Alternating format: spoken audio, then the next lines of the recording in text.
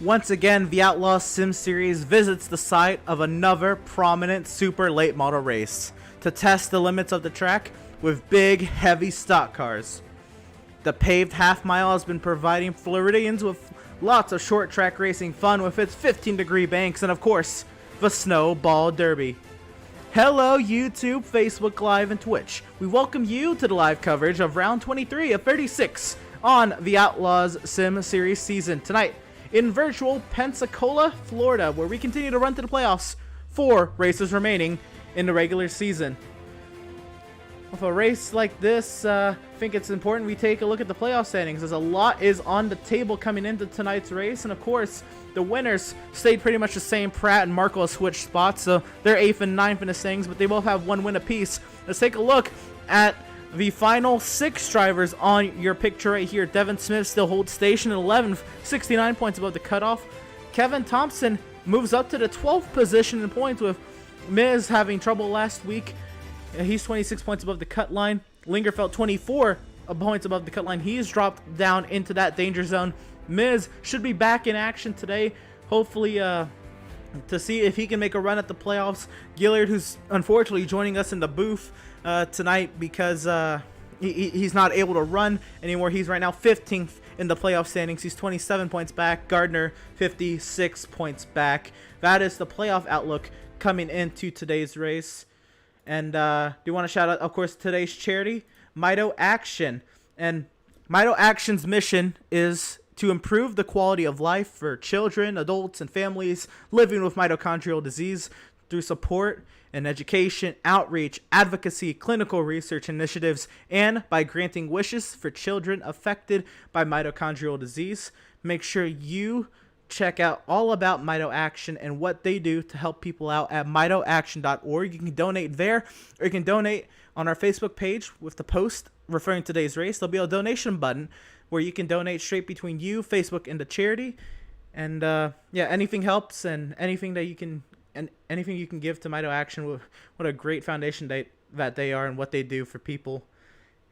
And yeah, practice is underway here today at Five Flags Speedway. And Five Flags, what a fun place it is. I'm joined in the booth by Gillard and Jacob Zala today. Jacob, how do we what can we expect out of such a high bank short track like Five Flags? To be honest, what I really think we can expect is wrecks. But to their say, we did back at USA we did have I think we had a clean race. I don't know if we had. I think we had like 2 cautions or something like that. So I mean, it could be clean. It could be a wreck fest depending on how the drivers feel, and especially with this track being banked. That's for sure. So there was some drivers we wanted to talk to for today, and of course, somebody we've been meaning to talk to a little bit this season, who's had some decent runs here and there, and has been steadily climbing his way up the standings, up the results sheet throughout the past few weeks. Brandon Richardson in that beautiful number 29 Toyota Supra. Brandon, how you doing? Pretty good. How are you? I'm doing great. So yeah, how would you say the season's been for you so far? It looks like you maybe got off to a little rocky start, but you've been steadily moving up the order, especially when we hit a stretch of short tracks earlier in the season. Does hitting some short tracks now give you some more motivation? I hope so. I'm really trying to make the chase here, but I'm not 100% sure that's going to happen. I'm just trying to kind of keep the car clean tonight, and we'll end up where we end up. Right on, right on. What's your expectations today at Five Flags? Now, I took a look at the short tracks coming into today, and besides Nashville, we've been pretty average or pretty good on cautions. What are your expectations? This is a tight little high banked track, that is. Yeah, I would like a top 10, obviously. But it just depends on if I can, hang on to the car enough and keep it clean. And I feel like going laps down are kind of huge, especially with this league, because the guys are so talented. And when you go a lap down early, especially on short tracks, it's kind of hard to get your laps back when it's, as well as we run on green flags and stuff. It's kind of hard to get your laps back. So hopefully I can hold pace and finish solid tonight. Jacob, you have any questions to ask Brandon? Being able to watch Sure. him You on know, track? I'll go ahead. No problem. I'll go ahead and throw this one out there. Brandon, what have you been doing to be able to keep yourself from moving up on the stat sheet here? I mean, you've been doing really well with these finishes. What have you been doing? Just trying to stay consistent, and I think it sounds a little bit silly, but sometimes I get a little bit nervous around these guys just because, we do run so well under green, and I don't want to be that person to cause a caution. So, just trying to be a little bit more patient and pick my battles better, and things like that. And overall, I guess just be smart. Don't go out there and do stupid stuff, and try to at least finish the race because, no matter what, it's not over till it's over. So, keeping it on the track's definitely key. All right, I think that's all that I have. All right, that's for sure. I know you shared the track with him, but I know Eddie's been on the track a little bit more with Brandon this season. Do you have any questions for Brandon, being that you've competed against him quite a bit this season? Oh yeah, I think me and Brandon's run really close on the track a lot this year, and he's always been a really clean racer around me. But what do you plan on doing to get yourself up into this chase and securing a spot, in these playoffs? As bad as it sounds, hoping for some bad luck from some people that are ahead of me. Sorry about your wrist, by the way, man. That sucks. Yeah, we raced really well together on the track. I'm just gonna try to finish as high as I can. I think my highest finish is probably at Pocono a long time ago, and then I brought her home 7th last week. Like I said, just try to avoid the wrecks because there's probably gonna be some here, and keep it clean, and hopefully I'll be there at the end. Just floating along, doing my thing. Yeah, 10-4, man. I heard you mention getting nervous racing around some of the faster guys. Don't get nervous, man. Go get them. I appreciate it. Rock on. Of course, Brandon, wishing the best luck and glad to have you up here, getting you in interview and getting you some TV time. Do you have anybody to shout out now that you're I up here? appreciate it. I really just want to shout out my dad and just some of the. I've been trying to get some Twitch followers, and there's some people that have been helping me out. Friends of friends and things like that, kind of helping me grow my stream and things like that. I appreciate all them, but I appreciate you guys, too. On top of that, just because you put the broadcast on every week, and it's always a fun show, whether I'm in the race or not. I still watch, so I appreciate it. Well, rock on. You're always fun to see, and it's been fun to see claw for those spots inside the top 10, and hoping you can do that a little bit more as we get into the final third of the season. Best of luck to you tonight, and yeah, hopefully we're talking to you on the far side. Awesome. Yeah, good luck, Thank you guys. Brandon. I appreciate it. Rock on. And that was Brandon Richardson, and that's a great guy. I didn't know too much about him coming into this season. He was just a name and a car number to me. But the more I've seen him on the track, and the more I've seen like some of his clips from his streams, and how hard he works to try to move up the standings, as a lot of people do. And I know it's been really a grind for both of you also on the track, because this is a pretty stout level competition that everybody's going against each week. But I've grown to pretty much root a little bit for Brandon, hoping that he can work his way up the standings and maybe have a shot at the playoffs when it's all said and done. Yeah, I agree. Yeah. Another driver tonight. Oh, somebody with a destroyed car, but running a new little paint scheme tonight is that of Seth Berger, the driver who's top of the playoff standings, and yeah. That new paint and the giggles coming out of that 77 car. Oh, it pulled me out at the perfect timing, I guess. We got the giggles. How's that 77 feeling around here? It's feeling pretty good, man. I didn't have that much confidence going into it. I have some sort of speed at short tracks, but I'm never really comfortable. I'm definitely not comfortable here, but it's definitely comforting to see I'm at least in 3rd place for qualifying, if this was qualifying right now. Right, fair enough. So there again, new paint on that 77. Talk about it to us. Yeah, so luckily my cousin was able to sponsor me and Swift Motorsports team. Thanks for the funding, letting us race this week. But yeah, Aesthetic Air is just all about cleaning out the ducts and stuff in your house, so you're breathing that clean air. And obviously, a lot of people are going to want to do some spring cleaning around the house. It's going to push up a lot of dust, and Aesthetic Air can get the job done, clean all those ducts out, and have a brand new house duct-wise. Rock on.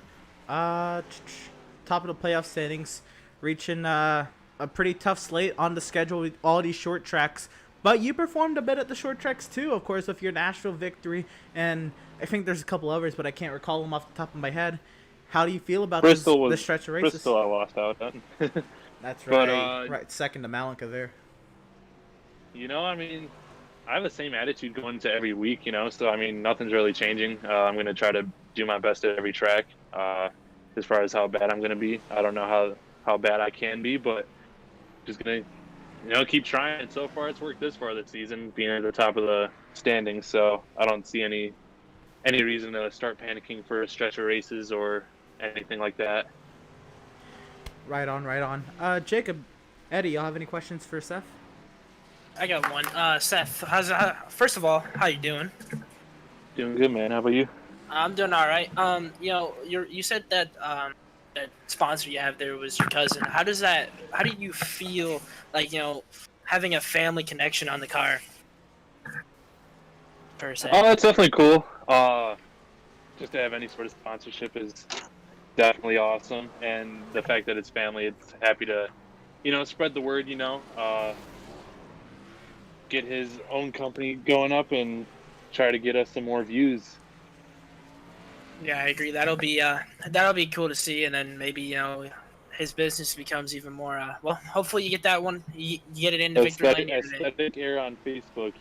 Use code 77. Hopefully you get that thing in Victory Lane here today. All right, thank you. Rock on. Eddie, you have anything for Seth? Hey, Seth, bud, what's going on? Nothing much, man. How about you? Oh, doing great, man. Yeah, you've been making it look easy up there this year, man. What's the secret? Everybody wants to know. There's no secret, man. I just, I learned pretty much everything about every single track we race at during these practice sessions.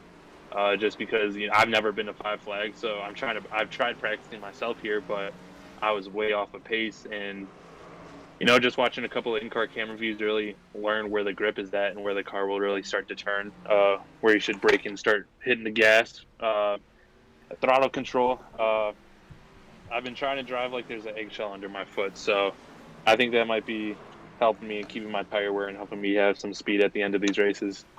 That's good stuff, man. Well, it was always fun chasing you, and it'll be fun watching you. Go get them. All right, thank you. Rock on. Yeah, best luck to you tonight. Hopefully we're talking to you on the far side, Seth. All right, thank you. Rock on. And that is Seth Berger, driver number 77 and driver top of the playoff standings heading into today's race with 4 races remaining.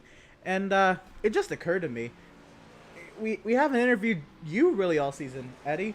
I know you haven't really been in the Discord, but any opportunity we could have got to interview you. We've kind of missed out on. But how would you say your season's gone so far? It's been pretty rough, man. I've been caught up in some stuff, some stupid stuff I've done, and speeding on pit road and missing pit road and wrecking, and I've just been in the wrong place at the wrong time. But I'm not complaining, man. It's been a blast learning, trying to get faster, chasing these guys up front.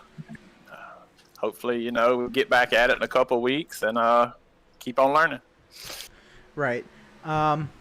With being out a couple of weeks in the thick of the battle for that final playoff spot, it's looking unlikely that you'll make it into the playoffs. But being in the thick of that battle, does that kind of give you any added motivation from how you performed this season and maybe how you look at maybe next season or the rest of this season? Yeah, it was exciting, man. This year's been really exciting. I've had to catch my breath after a couple of these good races, the ones I've been able to finish. I've had a few top 5 runs that I didn't quite cap off. But yeah, I'm looking forward to getting back in it and doing it again at the end of this season and next season. It's not going to be for no championship, but I got a lot to learn before I'm up there battling for a championship anyway. Yeah, for sure. And I think that's the good thing about this series and this season is a lot of people, are gutting onto iRacing for the first time, and some people have more time than others on the sim because they don't have either as many responsibilities or other things to tend to, so they're able to get a little bit more practice than others. But as a whole, most of the drivers in this series are all learning this iRacing stuff pretty much together, and I think that's been great to be on display this season. Yeah, I was really surprised to see the turnout and what this first season has turned out to be. With as many drivers as we've had, new people that we've never had race with us before. I can only imagine it to grow, and next season's going to be even better. For sure. So tonight, what are you expecting? Caution count, or what kind of a race are we expecting? 200 laps here. Putting you on the spot. I think we're gonna maybe have one or two early, and then I think it's gonna settle down, and it's gonna be a long green flag run, at least the middle part toward the end. Fair enough. Yeah. Jacob, how do you feel about tonight? Tonight's gonna be an interesting race. Looking at it all. Looking at that 7 car, he seems to be pretty fast at short tracks, and we'll see if he can get right there into the Jegs victory lane here tonight. Right, you do see that victory lane sign on the front straightaway. So Jacob has requested this interview, and I'm not against that at any point. Because of course, last week's winner, Reese Schaefer, here in the booth. Reese, how you doing? Good. How are you guys? Doing all right.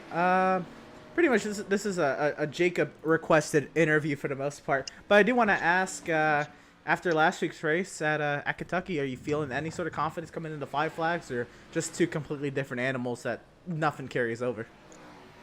Yeah, I'd say they're 2 completely different animals, to be honest. It's last week Kentucky. It's a smaller racetrack, but there's a lot of speed, and this one is just you turn more than you go straight. So, lap time wise, I'm not doing too bad on the charts, but I think I don't know if I can get up to that speed. I don't think tire wear is gonna be too bad tonight, which is good. So I think a faster car will definitely be better, but I guess we'll just see what happens. So. Right on. Well, I'll let Jacob conduct the interview. I hear he's got some banger questions for you. Yeah, I do. Reese, how you doing, buddy? Not too bad, man. Not too bad. All right. Going back to last week, I gotta ask. Going back to last week, that win you got, what took it for you to get that win? Like, what did you have to do to get that win? Honestly, last week I didn't really, to be honest, I didn't think I had the fastest car at all. Probably had a P3 or P4 car, but I just had a good track position and I was consistent. That was basically the only thing that saved me. Landon and Greg Holt both got damaged, and I was able to just keep everyone behind me in the restarts, and got lucky. No late race caution screwed me. So to be honest, I didn't think I was that fast last week at all, but I was just in a good position. That's why I won. So. And then going into this week, that number 17 Husky car, what's it got in it tonight? Will it get into victory lane here today? It's gonna have a lot of damage by the end. I just already know. It's turn 1's not even turn 1. The front stretch is very, very loose. So is the rest of the track. So I assume we might have a lot of damage tonight, but I'm hoping I think top 5, top 3 is what I'm shooting for. If we can get anything in that'd be awesome. It's probably short tracks. It's basically who outlasts everyone is usually the fastest guy. So just gotta hope and pray that I can keep it all in one piece, and hopefully don't have it in the infield care center tonight. So we'll see what happens. And one more I got for you. Going up here in the booth, me, Eddie, or James, whatever, and Emerson, we all said 1 and 2 cautions tonight, maybe early. What is your thought process there with cautions? Do you think there's gonna be 1, 2, 4, 10? What do you got? I'm gonna go with 11 cautions. It's honestly, we're gonna have a lot. I'm not gonna lie. You guys better have a lot of commercials ready, because there's gonna be a lot of them, especially with me out here. Just so you know. So. All right, 10-4. Yeah. Let's see how that 17 does tonight, and good luck to you. All right, thank you. Rock on. Yeah, that was Reese Schaefer, driver of the number 17. And yeah, let's see who else we can pull along for an interview. I feel bad for this man because he's been trying hard to get those podiums going. Andrew, how you doing, man? Good, Emerson. How are you? I'm okay. Yeah, mainly I've been really feeling it for you, man. That 2 weeks in a row, 2 podiums, lost in the final lap. How do you feel going forward from that? It is what it is, man. I don't know. We're focused on this race now. You know, that's all in the past. We're sitting top 5 overall in points. We're this race is scaring me, to be honest. Watching practice, not really sure what to expect. Right. So, but with those runs, does knowing that you can get a podium, at least the past couple weeks at 2 different tracks, a short track and a mile and a half, does that give you any added confidence coming into pretty much any race, but like a track like Five Lakes? Heck yeah. No, we've been running real good as of late. Going back as far as Darlington, I was running, I think, 3rd, and I lost internet connection, so that killed my night. So we've been running good. We've been in the top 5 pretty consistently. So not too surprised at this point. I think the field in general has gotten a lot tighter, and people have definitely gotten better. And I feel like we're one of them for sure. So yeah, we got lots of confidence. But this race, I'm deciding if I want to qualify or not. I know I'm pretty sure we have a fast repair, but You do. yeah. So it's Emerson. Be ready for it, man. That's all I'm saying. Be ready for it. Well, I was just about to ask, what are you expecting out of tonight's race? Bent fenders and hurt feelings. And I'm hoping our right side beat up and not our left side, because the right side, eventually you're just going to have to root them out of the way when it comes time. So hopefully it's our right side and not our left side that's got all the damage. Because that'll mean we'll have moved people out of our way. Right. No, we're gonna play nice. We're gonna play nice. I promise. For sure. But I think it's gonna be fun. But just be ready. I think it's gonna be quite the show. Rock on. Jacob, you have any questions for Andrew? Yeah, I got one. Andrew, how you doing today, man? Good, man. Had a good day at work. Got a lot done, and ready to rock and roll. That's good to hear.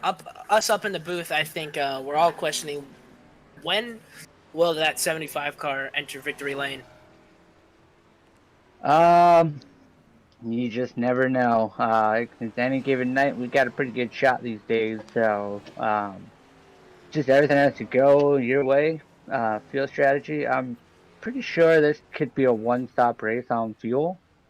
But pending cautions and whatnot, not really sure how it's going to play out for us. Hopefully we see that 75 in victory lane sometime here soon. Oh, hopefully, man. We're always trying. I promise you that. We're trying every lap, every race. Rock on, yeah. Getting a second win on the season would pop him up from 8th to at least 6th, but actually he'd be ahead of Kazi, so he'd be 5th in the playoff standings, which would be huge momentum heading into the playoffs. But James, you have any questions for Andrew? Hey, Pratt man, what's going on tonight, bud? How you feeling? Hey, man. Sorry to hear about your wrist. We're gonna miss you out there tonight. It's all good, man. Just a little vacation. Lay up and watch some TV shows I've been meaning to watch. Yeah. But yeah, like they stated, you've been running good. I believe you got one win under your belt. What's it going to take to get another one here tonight? I think just keeping the fenders on it as much as you can, and track position is going to be key. So once you have it, you're not really going to want to give it up. The tires don't seem to be wearing too bad here. My right side's been wearing pretty evenly, so I don't think the tire fall off is going to be as huge as other places.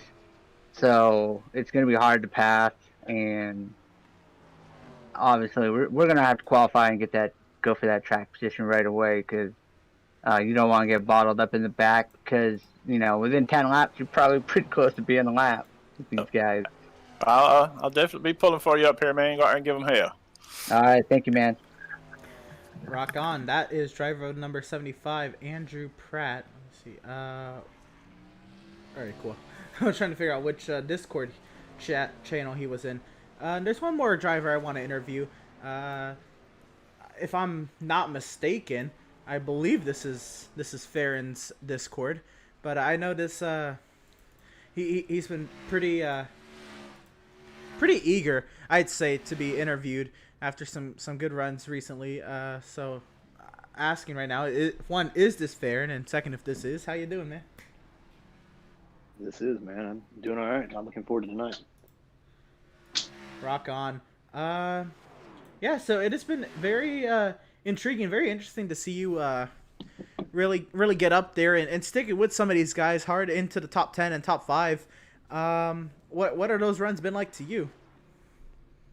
I mean, they've been exciting, to say the least. To show the speed that I've showed, it's definitely a surprise to me to be able to run in the top 10 as much as I have. And unfortunately, the last couple of weeks we've come out on the pretty bad end of the stick with luck, and we got to end up putting one of these things together. And I'm pretty sure we can get a top 5 out of it. We came pretty close to our club, and really felt like we should have had a top 3 there. So, right, never right. know.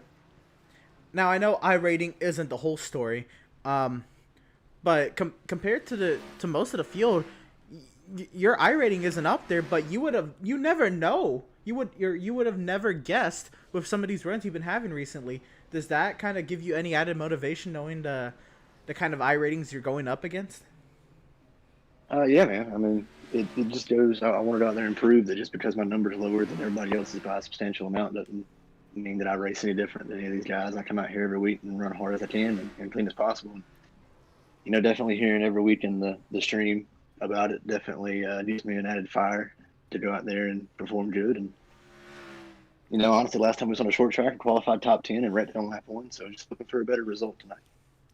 Right. Well, speaking about tonight, what are we expecting out of this track tonight, and what kind of a race are we expecting?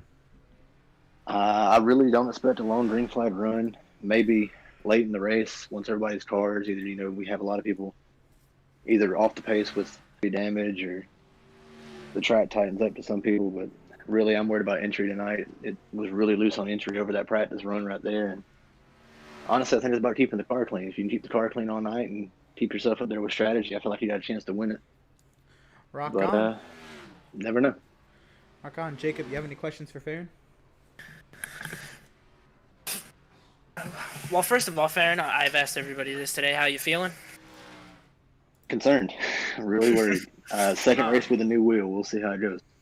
All right, and I think I'm just gonna go with one question here. I've asked almost every single driver this, besides maybe Pratt.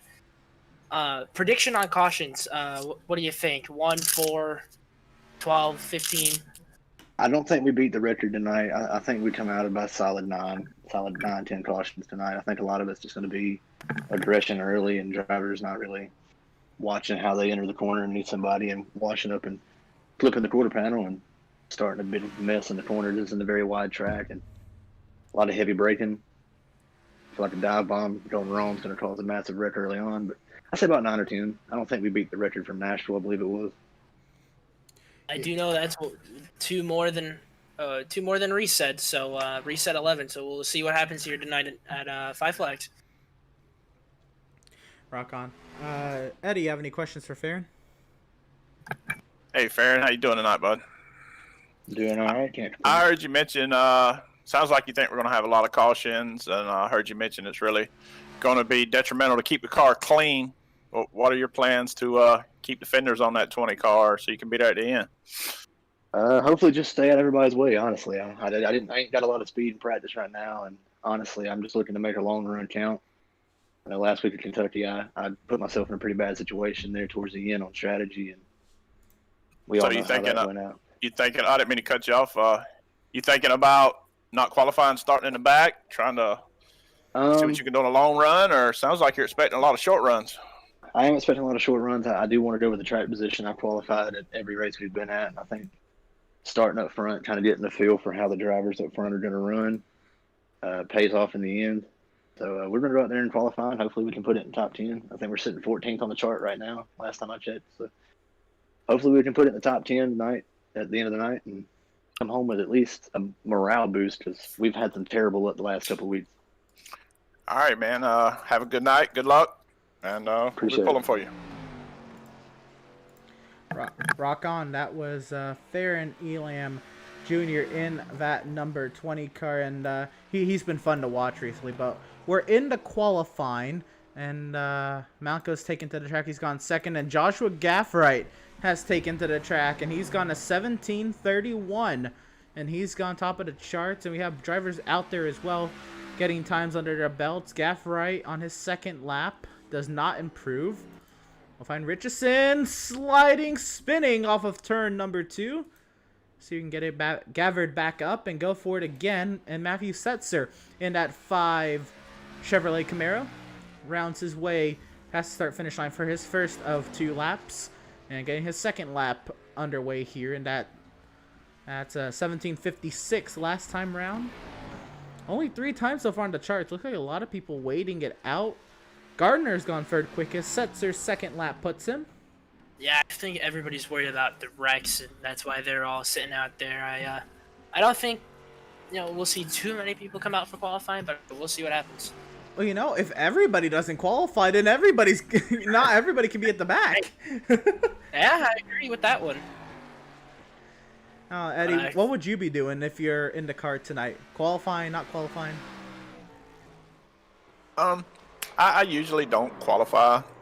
I try to just hang at the back, and hopefully with, I like the long runs. My car seems to do a lot better on long runs. I would definitely be starting in the back, no doubt. Right. Max Service has gone top of the charts. Pratt's gone second. Kazi has gone third quickest, so we got some time. Andrew Pratt, he actually went faster on his second lap. A lot of drivers go fastest on their first lap, Max Service included. Joseph Kazi will also not improve on the second lap. It seems like everybody's doing good on the first lap, which is detrimental in qualifying. Usually it's the second lap is the fastest lap, but tonight it seemed like that's not the case. Yeah, that's interesting. A lot of places you'd see that, and maybe the first laps are doing better, maybe because of the run you can get on your warm-up lap. It gets kind of weird at short tracks because depending on where pit exit is, you could get a better run. It kind of all depends. But Greg Holt's first lap will put him top of the charts at a 17:21. Just did not mean to click off of him, but he's working his way through turn 3. Reese Schaefer has taken to the track. We'll see what Schaefer can do right after we finish Greg Holt's second lap, which improves by 1/1000th of a second. That's nuts. Reese Schaefer and that Matt Kenseth-esque throwback, I'd say back to 2013, 2014 with that number 17 Husky livery. Puts him 4th quickest right now, 17:28. And working him work his way around the track for his second lap. Farron Elam Jr. Seth Berger has taken to the track. Berger Nation rise up as your star driver heads out to the track. Reese does improve, but stays 4th quickest. It's a 17:25 for Schaefer. Farron Elam's first lap puts him 13th quickest at a 17:63. And here's Seth Berger coming to the line. Let's take a look at the chat. I have a lot of people in the chat. And top of the charts for Seth Berger. Wow, what a lap from Seth Berger. Look Berger at that. Nation rides up, as they say. Look at that lap time difference. That is nearly 7/100ths faster. That is gnarly. Now he may be I able tried to get the secret, but he didn't want to give it out. Now he may be able to do that in qualifying, but will he be able to hold that pace for the entire race? Right, qualifying and race pace are two completely different things. We've seen a lot of the fast guys in qualifying not be able to come through in the race or come through in the first 10 laps of the race and see them fall back because they've shredded their tires. But Seth Berger, he said in his interview that he drives with as if there's an eggshell under his foot, which is good news for his tires. Tyler Markle, James Filippi have gone 15th and 16th quickest after their first 2 laps. McClune has that on track. He's gone 6th quickest after lap 1, and he's still rocking. And that number 18 Supra into turn 3, a little moment. This lap might be slower. It's a beautiful paint scheme, I might add. Yeah, that Twix Supra, that lap does not improve his spot. He lost a lot of time coming into turn 3. Stutzman has made his way out onto the track now. Seems like everybody wants to qualify. Yeah, maybe people were just waiting. Stutzman going very slow on his first lap. He is swerving, that's what I see. Getting the tires extra warmed up. This is maybe a strategy out of Stutzman to find some sort of advantage in that 71 Viagra Ford Mustang. Stutzman's got all the strategies. Will this be one of them? One of his many. Right, his race win this season was on the Auto Club pit strategy where he cut a pit stop out of his race. We'll see what happens here in qualifying. Trying anything and everything to get an advantage. As long as I've raced with Stutzman, he's always had some type of strategy working. Woo! He's going to crash after the line. He'll go 13th quickest. Well, it looks like that swerve and tire strategy did not help Stutzman there. I don't really know where he was in practice. That could have been about where he was in practice also. But, hey, it's qualifying. He's locked into the playoffs. Why not try it, right? I agree. Why not do all you can? All you can to win or So have a little fun with it.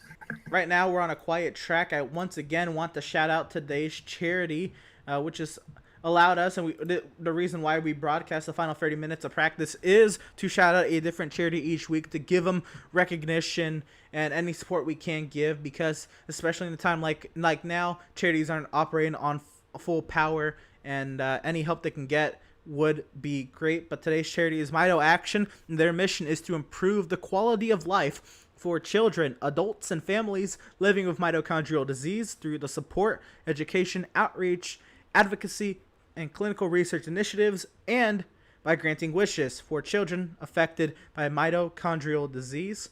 Make sure you check out more at mitoaction.org. You can also donate there, or you can donate on our Facebook page where we'll have the post that is referencing today's race, and there'll be a donation button right under that post where you can donate to the charity itself, and it goes straight between you, Facebook, and the charity. Of course, anything and everything helps, and hopefully you take the time to at least learn a little bit more about what Mito Action is. Before today, I did not know that this foundation existed, and it has been very, very intriguing and very eye-opening for me to learn about what Mito Action is all about. I want to take a look at the chat. I know the chat's been very, very busy today. 23 live viewers. Rock on, everybody hopping on into the chat, and let's take a look at what's gone on. Matt says, go Burger Lot Boys. Jack Barney says, Lot Boys, let's go. Cody Vreeland in the house rooting for Malenko. Lisa Pratt says, let's go. Uncle Andrew, number 75 from Crosby. You can do it, Andrew, 75, mom and dad. Jeremy Movershed says, my home track, outstanding facility. I got 2 words, says, go get that pole, Elam Jr. Mark Berger says, Burger Nation. 2 words says, wow, my jaw dropped when I saw that lap. And Andrew St. Cour says, let's go, 81. Mark Berger's in the Facebook chat shouting out Burger Nation. And love to see all the support for all the different drivers. And the more we can grow this series, the better it can become on and off the track. Again, thank everybody for tuning in. It's going to be a fun night tonight at Five Flags Speedway in virtual Pensacola, Florida.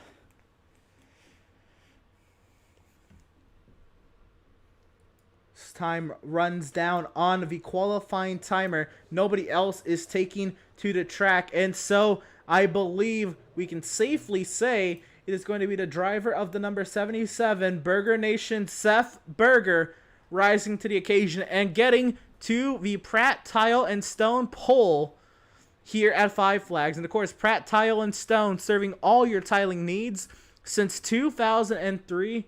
And of course, want to shout out whatever we can to help Pratt out for, again, all the help he gave back to this series and all the support he gave back to the series to get a lot of these drivers up and running when it came to this iRacing stuff. But the drivers, they have gridded up. It is time to get to the starting grid. And let's go through the starting grid. And how about row number 1, Seth Berger, and he'll be alongside Greg Holt. Row number 2 will be Max Service and Andrew Pratt. Row number 3 we'll find Reese Schaefer and Joshua McClune. Row number 4 we'll find Joseph Causey and Tyler Markle. Jacob, take us through the next 8 drivers. Alright, next up is Garrett Velsey and Adam Gardner, Kyle Lingerfelt and Jeremiah Stutzman, Andrew Pratt and... Oh, wait, I'm reading the wrong thing. Sorry, guys. On the screen, we got Joshua Gaffright. He'll be starting 9th. It'll be Malenko in 10th. Row number 6, we'll find Kyle Lingerfelt and Farron Elam Jr. Row number 7, Jeremiah Stutzman, Kevin Thompson. Row number 8, Adam Gardner, Eric Peck. Row 9, we'll find Matthew Setzer and James Filippi. Row 10, Brandon Richardson, Jason Miz. About row 11, it'll be Devin Smith and Garrett Velsey. And rounding out the back of row number 12, how about Adrian Schumacher? That is our 23 driver grid heading into today's race. And before we head into today's race, let's take a look at the race info. It's going to be 200 laps tonight, 75% fuel limit, 6 sets of tires, 1 fast repair, unlimited overtime attempts for today's race at Five Flags. Look at that air temp at 79 degrees. Track temp 100 degrees Fahrenheit. Humidity 42%. Partially cloudy with 5 mile/hour winds. Addy, what do you think of those conditions? Did you say Addy or Eddie? Eddie, sorry. Oh, sorry. Yeah, it sounded a lot like Addy. So it looks like a beautiful day for a race. I just can't wait to watch these boys battle it out. 200 laps. Rock on. 100 degrees. No stranger to a track temperature when it comes to Florida. Ain't that the truth? But how about this group of 11 and a half rows of NASCAR Xfinity Series cars working their way through the high banks of Five Flags Speedway, and it's going to be Seth Berger on the front row with Greg Holt, who's been oh so competitive in that number 3 car. Row 2, of course, Service and Pratt. The pace car is off into the safety pit lane, and we are gonna get to racing at Five Flags. Green flag is in the air, and Greg Holt gets the advantage.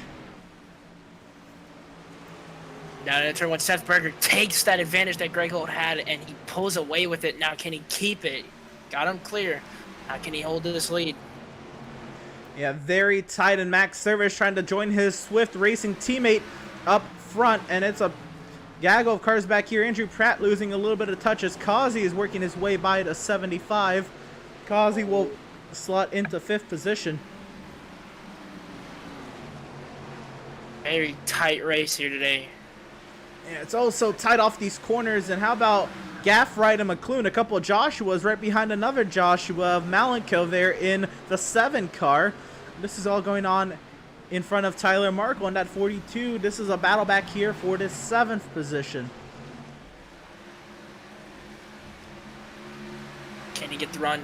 It looks like he's going to be able to get it, but they're still side by side down here. Stutzman has had a crash. Oh no. Was it all by himself? If it's by himself, we will stay green. Take a quick look at a replay, and we'll get back to the action. Let's see what happened with Jeremiah Stutzman. And he's coming down into turn number 3. Looks like he might have just gotten loose out of turn 4. That's unfortunately what's exactly going to happen to the 71 and pounds that inside wall. Wow, that's insane. Tough break for that 71 car. But he does have 1 fast repair in the books today, so his race is not done yet. All right, but to use it on lap 5, that has got to hurt. Well, now it's a game of does he use it or does he save it? I think he You know, I don't know, because if he pits to use it, he's going to lose a couple laps. But if he stays out at hopes for a caution, he could lose a lot more. It's such a hard decision. Oh, Eddie, to crash that early into the race at a short track, what's your game plan? I know you have a faster sprint in the pits, but you're pretty much going to lose a couple laps if you take it. Yeah, I guess it depends on how bad it's impacting the performance of the car. Yeah, it's I know they're expecting a lot of yellow flags, but I don't see it. I think it's going to go green a lot more than these guys are expecting, so it might be better off just going in and fix it now. Right. Well, we continue back up with the action up front, and it has been Greg Holt working his way back past Max Service, and Holt now trying to find his way around the 77 of Seth Berger. Right on board with Greg Holt as he is hounding the back end of Seth Berger. Look at them two battle. This is going to be an exciting battle between the both of them. See, any run that Greg Holt can get, and there's going to be lap traffic up ahead. Is that Stutzman they're catching up to? What line does Berger take? I thought it was Velzy, but it could be Stutzman Here also. Here comes to the inside. Greg Holt. Can he get the pass complete off of turn 2? And it'll be new race leader Greg Holt on lap number 12. We have a new race leader, the 3 car. Wow, what an insane pass there. I mean, he drove up there and took it from Seth Berger. Like taking candy from a baby. And he wanted it. Yeah, he really did, and you know it'll show if he wins this race tonight. He definitely wants it. I think Holt wants to win another win at his books. Did he hit the wall there? I couldn't tell.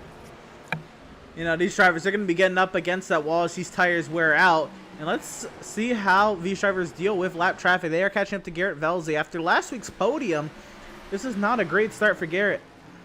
Oh, you know, you thought it would be Jeremiah Stutzman they were catching up to, but to see Garrett Velzy, it's kind of upsetting to see Garrett Velzy back here. You know, he's done so well. Yeah, rooting for Velzy to see if we can get back into this race as we complete lap number 15. Taking a look at the chat once again. Dan Park says, let's go, Malico and Markle. Mark Berger says, oh yeah, get your duct work cleaned out. Sean Thompson says, good luck, son. Number 89, Kevin Thompson, as Tyler Markle has hit the pit lane. I'm sure, I'm guessing that's Markle. Markle has crashed. Yeah, Markle's crashed out of this race. Let's see what the replay is, and it's Matthew Setzer's crash too. So is this a 2-car incident? Let's see, does Markle get loose off of the final corner? I think that's what happens, and he'll slam that inside wall. Oh! And Setzer runs into the back of him. No, that would be the criteria to qualify for a caution, but if neither driver calls it, of course, there's no reason to throw it. He's gonna throw it, yeah. Wow. That was a hard lick for the 42 car.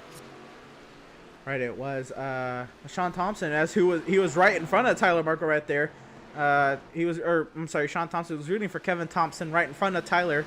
Dan Park says, let's go Swift Racing. Mark Berger, props to 81, 42, and 7 for running the paint.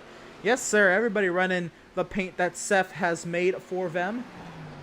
Shoop and Snibble pitcher back again. Welcome back, Shoop.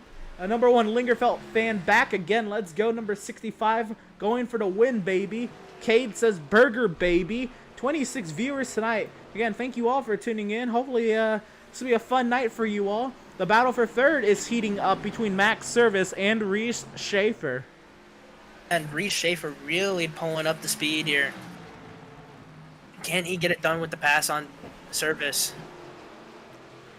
Yeah, Schaefer trying to find his way around the 81. Now, normally you try to be patient in a 200-lap race, but at a track this small, if you're too patient, you could end up getting lapped. Now, I don't think Reese will get lapped anytime soon, but you definitely don't want Greg Holt to be getting out to a large advantage.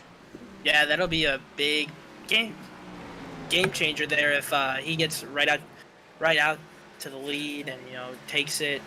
Then we start getting lap cars, and then the look for the win is over. And it looks like Jason Miz has maybe caught the apron. No, he's on pit lane. Maybe he took a faster pair, which you don't want to see happen already. Oh, he jumped to the pit lane. Let's see what had happened. Huh. It's weird.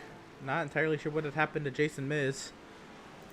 We'll get back to the action live, and we'll join this battle for third, which is now heating up with 3 cars now. It is Service, Schaefer, and Kazi going at it for third. Now, if you're Schaefer, do you save your tires and give it up to Kazi, or do you keep trying to go at Service? You know, I don't know.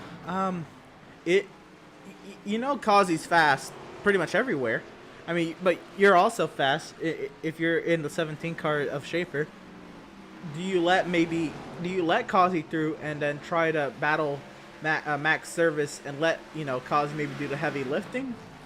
I don't know. That's interesting. It's really heating up now. They're getting Oh, here comes Shreese. side by side. He's sending it. 3. He is sending it. Can he get there? Oh boy, this is gonna get tight. Side by side racing going on here at Five Flags. Schaefer looks like he might get it off of 2 here, and he does. Now Yeah. Kazi as well. And now Malenko into the mix. Malenko looks like he's had some front end damage, maybe already using that chrome horn, getting up into the 6th position, and he's looking to get around his teammate soon. And, you know, we came into this, you know, thinking Malenko would take it away, lead the laps, and to be back here in 6, you know, it's Whoa! Service sliding up. Yeah, way up the track, Malenko, and looks like Pratt will move on by as well. They'll go side by side. But, yeah, I mean, Malenko, he was 2nd in practice, and whoa, big moment for Pratt. So I don't know if Malenko got 2nd in practice over a long run or if it was his qualifying pace. I'm not entirely sure. But the battle continues here as Reese Schaefer and Joseph Kazi work their way through lap traffic, becoming a huge factor. Filippi was down on the bottom. Setter's letting these drivers by now as well. This is getting intense up front. Well, way up front, we'll find Greg Holt. He's in his own league already. 2 seconds ahead of Seth Berger. Battling through lap traffic. Greg Holt, he said, Seth, I'm taking this lead, and you can do nothing about it, and I'm going to run away with it. That's how the race has been so far, and it's crazy to see. That's definitely what it looked like. I mean, that was gnarly. Shoop and Snibble says, nothing but respect for Berger, but he will be fighting for 2nd, watching my boy Lingerfeld take the checkered. Ooh. Ooh, wow. Love the fight, though. I love the passion. Like, Right, that is a great thing to have. Hopefully, Yeah. Lingerfeld can get it done. That would be fun to see. Currently sitting 11th right now as we speak. Yeah, not too shabby, but some work to do. If he's gonna get up there, he's got to work his way through Gaffright and Elam. Oh, Pratt just went around. Oh no! Oh, he was battling Malenko. It was all by itself. Looked like he got loose just coming up off the turn. Put the power down a little too early. Oh man, and Velzy's had a crash. Oh no! Oh, it looks like they're about to have a crash there. A lot going on right now, but Pratt right now in the 10th position. Let's take a look at the replay and see what happened to Andrew Pratt.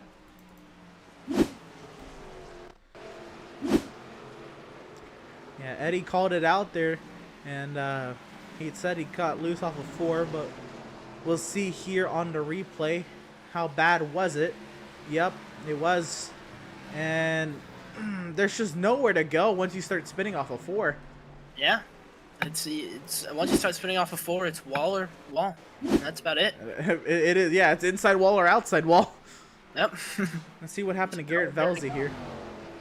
Way up the track in that 2nd lane. Did he still get loose? Oh man, and same thing. Oh, he almost kept it off the wall. Wow. Man.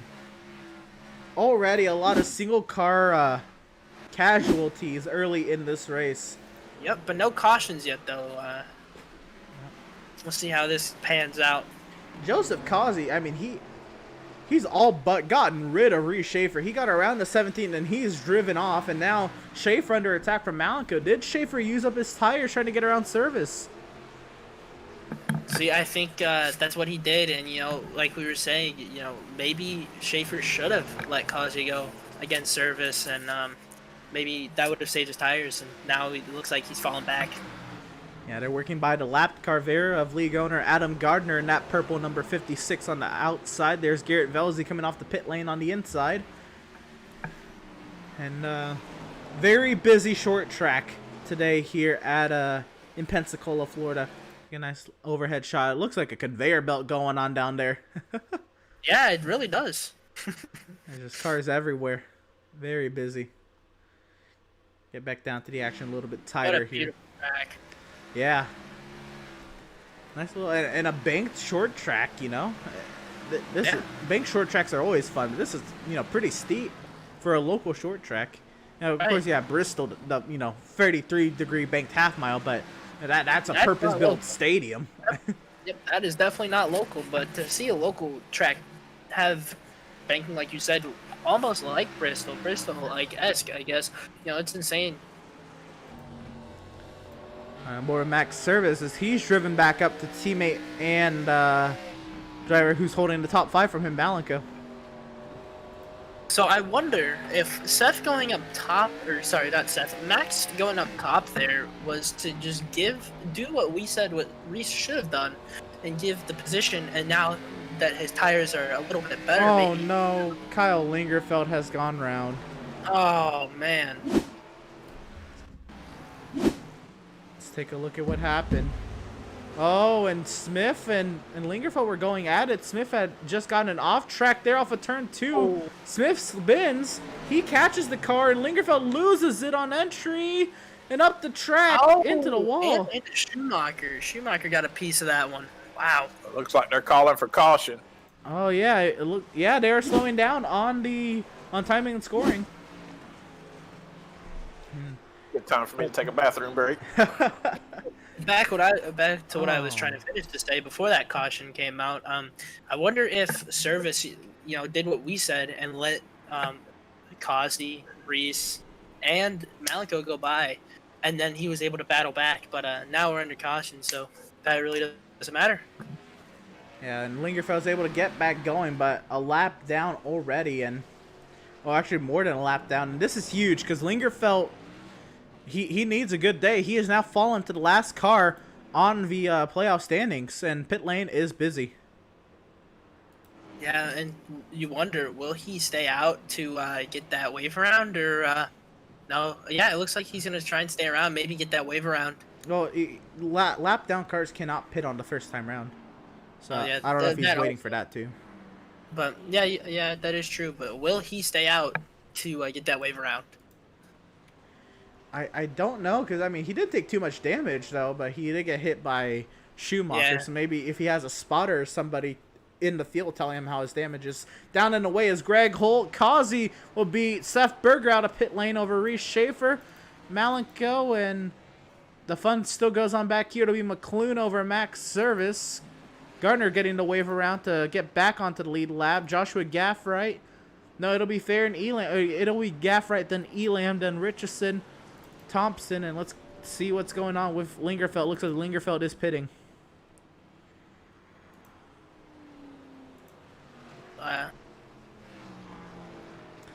And that seems to be the case. Let's see. Looks like we have a little bit of time. We can maybe get a quick interview in, and let's see if we can talk to the driver who is up front right now in today's race, Mr. Greg Holt. And Greg, what a move you did in those first 12 laps to, after losing, falling back to third, getting through Service and Berger, and then driving off with the lead the next 40 or so laps. How you feeling, Greg? Getting into a rhythm. It feels good so far. We'll see how it goes. See if we keep the tires under it. Now I know we're only at the 1/4 mark of this race, but are you shocked that we went 50 laps before seeing the yellow? No, I mean once you make it past 3 or 4 laps, the car the tires gain a little bit of grip, so it's drivable. You just got to take care of it. Be patient. That's why instead of fighting on the outside at the start of that thing, I figured I'd just let him go and then wait till I got the tires under it and go back after him. They're gonna extend this yellow here. I was gonna say, if this is the true one to go, we'll get you back to it. But we can ask a couple more questions. I got. Oh, go for it. I got one question for you, Greg. So when somebody is passing you, is your goal to fight with them, or are you gonna let them go and see if they use up their stuff trying to pass you, and then you'll be able to get right around them? It depends. Outside on a restart like that, you're not really going to be fighting with anybody, Like it's not going to happen. There's not enough grip up top yet, or at least I don't think there is. I mean, I got a great jump on the start, and there was no way I was going to get off the corner hard enough. Right. Well, so I guess it's going to depend on where we're at. If they get a good run on me, I'll let them go and then work my way back by. The end of the race, I may try to make it harder. Okay, they extended the caution. I was rushing to get you down here at Discord channel, but I can take a quick second. Yeah, have anybody to shout out for your run so far? Yeah, I just give a shout out to all the guys at Performance Sim Sports and the guys I'm running with in chat. Hopefully it stays clean and we have lots of fun. Rock on. Well, we'll leave you back to it. Best luck to you, and hopefully we're talking to you on the far side. All right, thank you. Good luck, Greg. Thanks. Rock on, and that was race leader, driver of the number 3, Greg Holt. And yeah, getting ready to get back to the action here at Pensacola, Florida's Five Flags Speedway. And they've extended the caution another lap, so it'll give me a chance to shout out what's gone on in the chat. Mountie Champ says, "Come on, Joe." Now, I don't know which Joe you're talking about because there's a few Joshuas and a few Joes in this field. Oh, Kazi. Come on, Kazi. Okay, cool. Shoop and Snibble says he needs to. He has had a couple of rough weeks lately, but today is the day he turns it around and shows he's a serious competitor. Oh, that didn't age well. Kyle, no. No. And then Mad Dog Train says, "Great driving, Seth Berger." But in all, it looks like we'll finally get back to racing here. Finally. But right. In all reality, I really do feel bad for Lingerfelt. I've been wanting him to do well. Yeah. It looks like we'll have to wait at least another week. He's got to even though he's had these bad races, he's got to keep it on the positive note. He's got to keep it going and, make sure he's able to finish these next races. The iRacing.com Ford Mustang pace car hits the safety of pit lane, and we're back to racing at Five Flags. Greg Holt, great start. Kazi trying to get around Seth Berger. Berger will have to give up the spot to Kazi. And does Kazi have anything for Greg Holt? Kazi's been fast. I think he might have something, but it's all about will he use up his tires to do it. How about Malenko working his way into the top 4? After that, he's under attack from Reese Schaefer on the outside. But if Malenko can clear Schaefer, does he have anything for the boys ahead of him? Let's see, he is clear Schaefer now, and Service trying to clear the rest of the company. Couple of Joshes going at it still of McClune and Gaffright. Gaffright trying to clear McClune. So close to the wall for McClune. Yeah, McClune will slot right in front of Andrew Pratt, who's a lap down. Oh, man, I forgot about that. Yeah, Pratt is the first car 1 lap down, though. If he gets a quick yellow, he's right back in it. And he's still got his fast repair. So that's a good thing for him, even to be up here with that damage that he has. Right. And now we're starting to really get into a train here, but Holt has not broken away from Kazi, as Holt did break away from Berger. Now, this is getting interesting, and Berger still keeping pace with Kazi, though, so maybe the tires are still getting up to temp, though on a very hot triple-digit track temperature. I don't think they spent too much time, and Filippi has crashed. Man, James Filippi is struggling. Let's see if we can get a replay of what happened. Unfortunately, I think this is, off of turn 4.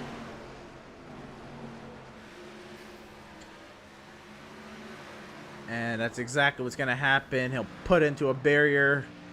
Wow. He'll get back going. Both of the Viagra cars not really having a good results at the moment. Jeremy Stutzen's back on the lead lap.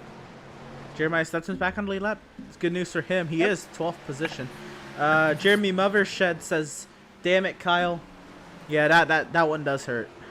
Yeah, that one hurts a lot. But hopefully he'll be back, and he'll give these boys something to talk about next week. But what's going on up front?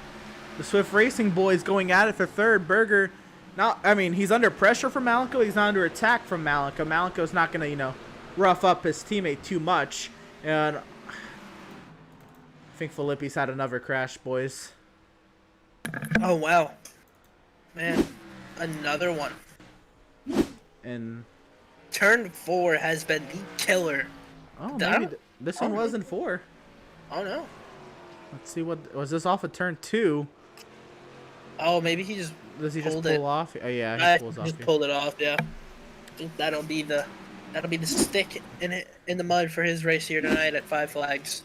Yeah, I mean it was a rough little day for him, so I can understand calling it quits. Yeah, I mean, with a couple of wrecks like that, and maybe I don't know if he wrecked after and maybe uses fast repair, but even if not, still having that fast repair, I mean, it's still rough. Fair Elam has crashed in turn 4. And he's. Oh, that's a bad spot. Oh, here comes the whole field. The whole field. Oh no, Richardson hit him. Oh, I don't know what to do in that spot. You got to get going at some point, but there's not a whole lot of room. I think he had a little bit of time there with those 3 cars that passed him, but I don't know. I don't know how close they were. I wouldn't chance it, with the leader coming by. That would have been very bad if you drove in front of the leader.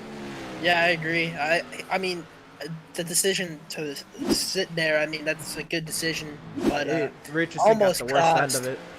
Yeah, Richardson got the worst end. Almost cost a lot of other drivers the race.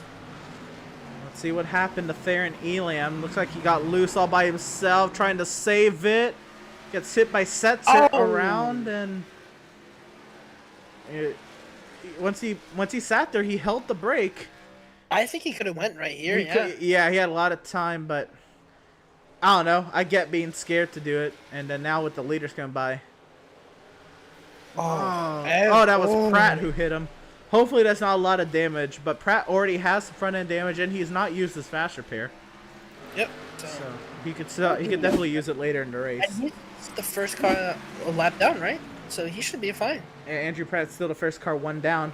He is battling Adrian Schumacher though. Schumacher's there, and they're not too far back though. Pratt has to stay on it. I don't know if he's got any front end damage after that, but he can't take it easy. He's got to be on it because Schumacher's not too far away. Now drivers working through lap traffic of Velzy and Peck. Man, I do have to say, Eric Peck is running a beautiful paint scheme tonight. I do like that. Is that a Verizon car? I like that. Yeah, that is a Verizon 5G. I think I forgot what team is running that paint scheme. Oh, I think it was the 33 car. I think is running the Verizon 5G. Yeah, Penske. Verizon's a Penske sponsorship. Yep. So good to see that back in NASCAR, and good to see it back here on the track here tonight.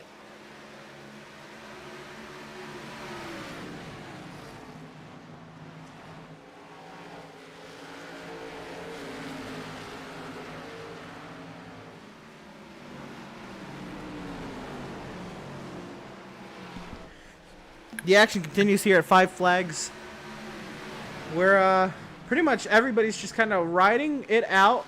Greg Holt has not been able to open an advantage on Joseph Kazi.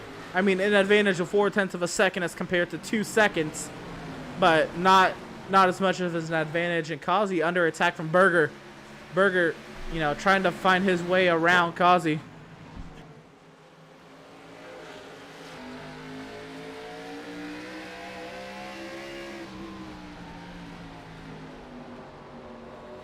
Remember, last time these two were at a short track. Wow. Remember, Kazi and Berger had gotten into it. Yeah, Looks like he wants to move in a little. Yeah. These guys are not friends. Oh! that is for sure. Oh, a send. And he's gonna send them up the track. Yeah, He's gonna lose 3 spots. I don't think Seth really likes that 88 car, and the 88 car definitely does not like the 77. Yeah, they're not on each other's Christmas list right now. We'll continue Now, on. can Kazi regain the spots that he lost? Yeah, I wonder, does Seth think he's gotten this car figured out now where he can gain time on Greg Holt? Or is he now in a position where he might have to let Malenko go at Greg Holt? But right now, Holt now opened up a second, 1.3 seconds actually on, a second on Seth. And working to lap traffic.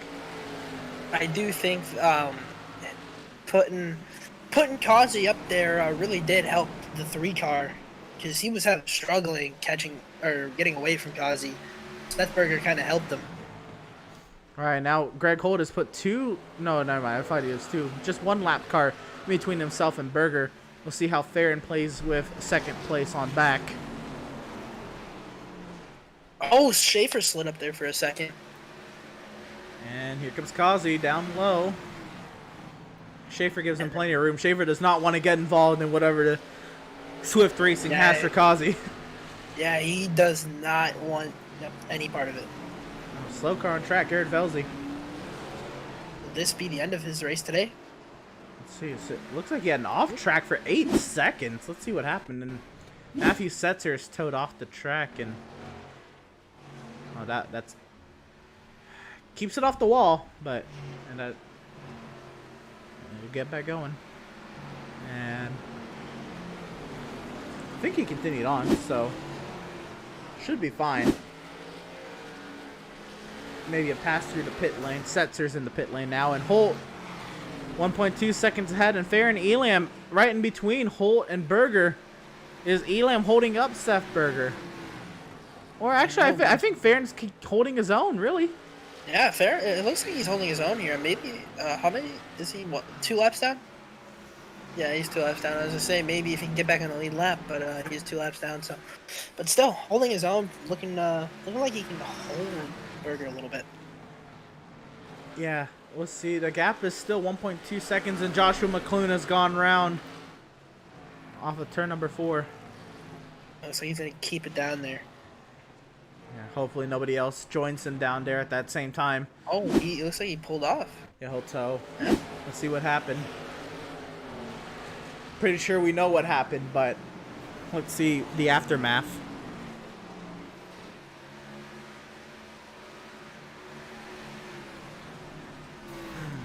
Turn 4. Oh, hard hit.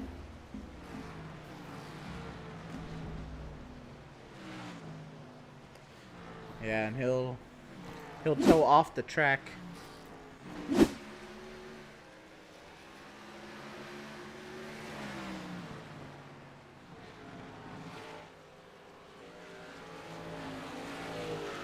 Greg Holt still leading.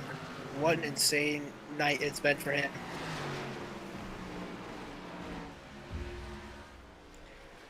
Now, Yeah. Malik is in second. Can he catch him? No, he's in third. Oh, he's in third, sorry.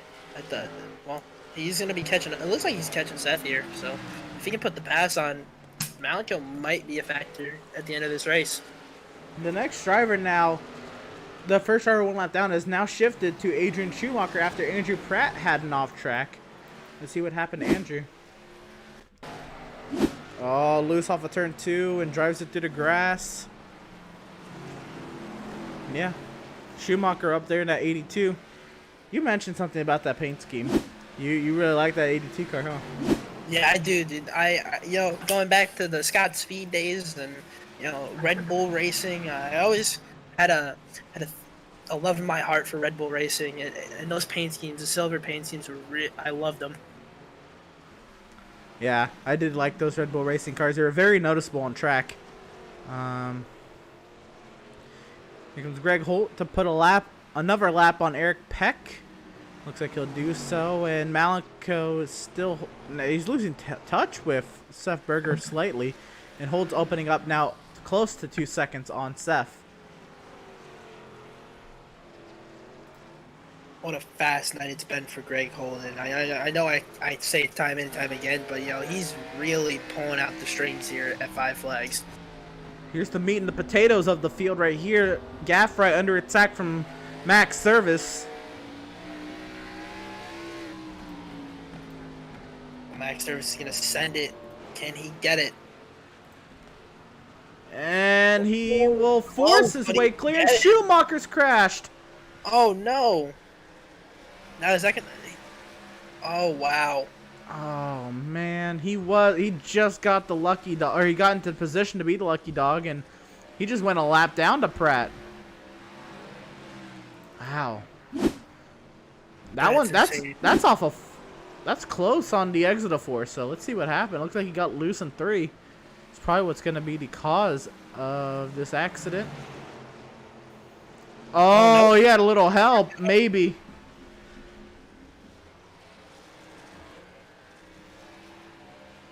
Continue on, but Schumacher does a great job holding it down there. Take another look at it. We'll watch from the back bumper of the 82. If he did get help or not. Figure out right here. Oh yeah, he got help. Yeah, he got help. That was not solo. I was like, that's a weird spot to be spun. Right, I agree. But, that makes a little bit more sense, and Seth Berger's still having to fend off Malenko. That has stayed stagnant. Taking a look at the chat, Jenna B says, "Hi from Colorado, go Berger." And Rebecca Berger says, "Yeah, 77, awesome move." That was 6 minutes ago. Oh, sliding off 4 there. What a save from Seth. Yeah. Yeah, and Mark Berger says, "Let's go number 77, Berger Nation." Yeah, that was gnarly. Trying to keep Malenko behind him, and Kazi's not driven back up here, so... Oh boy, like, Kazi's coming. He's gotten around Reese, but he's not driven up here for like determination. He's had to close, little by little. He has, but you know what happens when he gets that 77 car. It will not be pretty. Now, will he go balls to the walls and do what he did at Lucas Oil? I don't think so.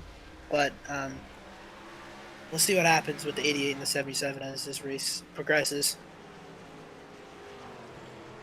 Yeah, Kazi trying to see what he can do, and oh no, boys. I hate to say this, but Lingerfeld has had another off, and this might be day over for Kyle Lingerfeld. Yep, it looks like Kyle Lingerfeld has disconnected from the race, and that is his day done for the 65. Let's see what happened to Kyle. Yep. Turn 4. About what I expected. Not out Kyle, just this corner. It's a very difficult corner. And that will do it for Kyle Lingerfeld. The killer turn 4 is and Malenko's gotten up to second. Let's see. Here comes Kazi. Here comes Joseph Kazi as well. I want to see how Malenko got by, but Berger and Kazi are going to be duking it out here. Uh-oh. What is going to happen between these two? I think Seth is just going to give it to him here. I don't think Seth wants any part of another penalty. Right. Real quick, I want to see how Malenko got by Seth Berger. He just kind of drove it down under him into turn 1. Off of turn 2, he had to power by. Maybe Seth let him have it because he's his teammate. Yeah, I've been watching that battle for the last 10 or 15 laps. Seth was really using his car up. He was sliding in off every turn. Yeah, and then Kazi took advantage of it as well as he should have. And yeah, Seth Berger now has to pretty much hold on. He's got a hard charging Reese Schaefer coming up as well. Oh boy, this is gonna get spicy. We'll see Miz letting these guys by.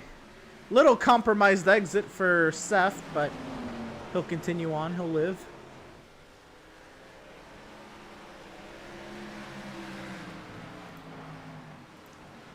See Max Service here. He has Matthew Setzer in between him and Reese.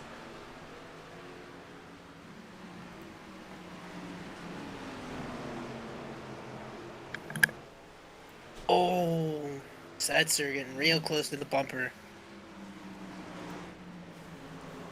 Setzer, is he on fresh tires or is he just actually keeping pace with these boys? I don't know. I mean, it could be one that, or it could be, maybe. Oh, yeah. I don't know. It's an interesting call. We now watch Greg Holt. I mean, this is massive now. He's opened up. What are we looking at? A near 5-second advantage over Malenko. What an insane drive from the 3 car. And pretty much Greg Holt's task now is work through lap traffic. And he's also got one more task. Don't wreck it. Keep it clean. You keep it clean, you're winning this race. Unless, This race is going a little quick. Yeah, I was about to say, it's already lap 117. Mountie Champ says 77 move was filthy dirty. Come on, Kazi, get him back. And for now, Kazi, let his tire conservation do the talking and holding station in front of the 77.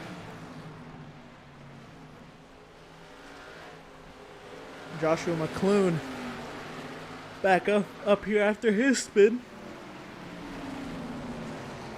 We're gonna see if he can get back into the mix. Yeah, this is a battle. Now, if Seth gets up to Kazi, will he move him again? I would say that's 100% a yes. He's gonna try and move him any way he can, and try not to wreck him while doing it. Right. Oh well, he's trying not to wreck himself. I don't want that commentator curse. I'm glad he didn't wreck it. Yeah, I've been watching him. Those rear tires are pretty hot. Matthew Setzer has had no. Oh, we were just watching Matthew Setzer. I did see smoke. I didn't know what happened there. It was Matthew Setzer. Let's see what happened. He was in front of Service behind McClune. Does he get help here? Oh, he hits. He has to check. He has to check up for McClune, and Service had nowhere to go. Max and that's Service. a caution. Oh. Well, this race just got a little more interesting. Yeah, it did. Maybe it wasn't, but Greg Holt slowed way down. Greg Holt slowed down to under 40 miles per hour for some reason. Maybe he was avoiding something. I wasn't watching him. Right. I had figured it was a yellow because of that pace. Let's see if we can go back a couple laps and see what had happened.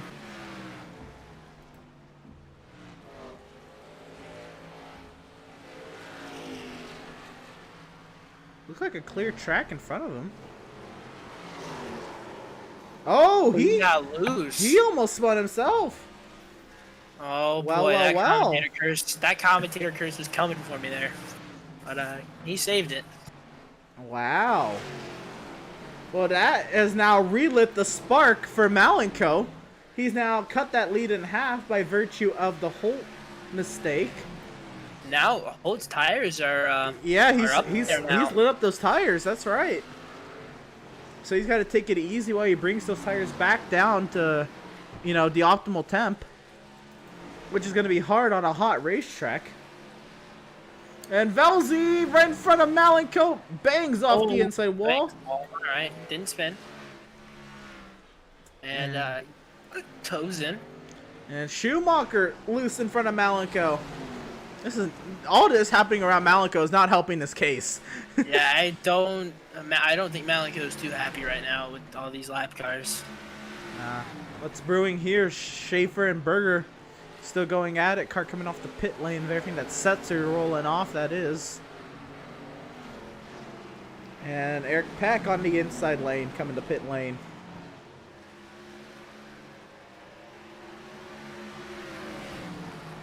Now this race is going by a little quick. I'm hoping I'm not jinxing it by saying that, but with 70 laps to go, we're only 41 minutes in. Yeah, I almost jinxed it. Hopefully we don't jinx it. And yeah, it's been a really good race though. to watch Greg Holt pull off, and maybe see if Malcolm can catch him here. Yeah, Greg Holt. It's Go for it. kind of what I expected. I mean, there's a lot of good race car drivers out here. I don't think they give their stuff credit enough by thinking it was going to be a bunch of cautions, because I've raced around every one of them, and they're all pretty clean drivers. Now, as you say that, Seth, sorry to cut you off, Emerson, Seth is catching that 88 car. Has Kazi used the extent of his stuff? Now, like I said before, will Seth move him? Yeah, it looks like he backed up and cooled those rear tires off a little bit. We'll ride on board with Kazi and see if Seth can get up there and have anything to say. There's a hard-charging Matthew Setzer on fresh tires coming by as well. You want to be careful with him.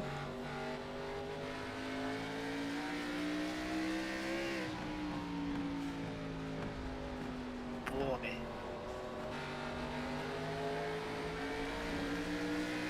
Just get around him as fast as you can, Setzer, and let's let this battle continue.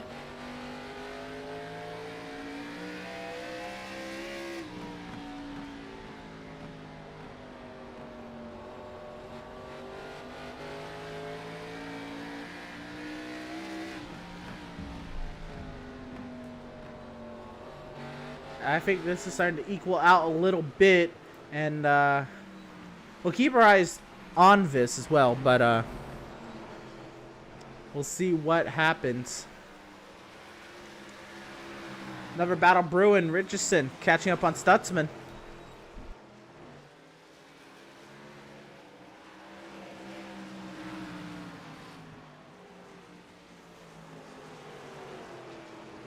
And Richardson really driving here. He's doing really well. He's been doing really well this season, and to see him trying to get up here again, I don't know where he's at currently, but he's doing really well, and this is another race to prove himself.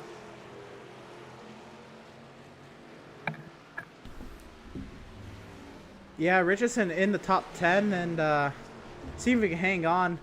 And Schaefer, oh, Seth into the wall. Seth in the wall, no.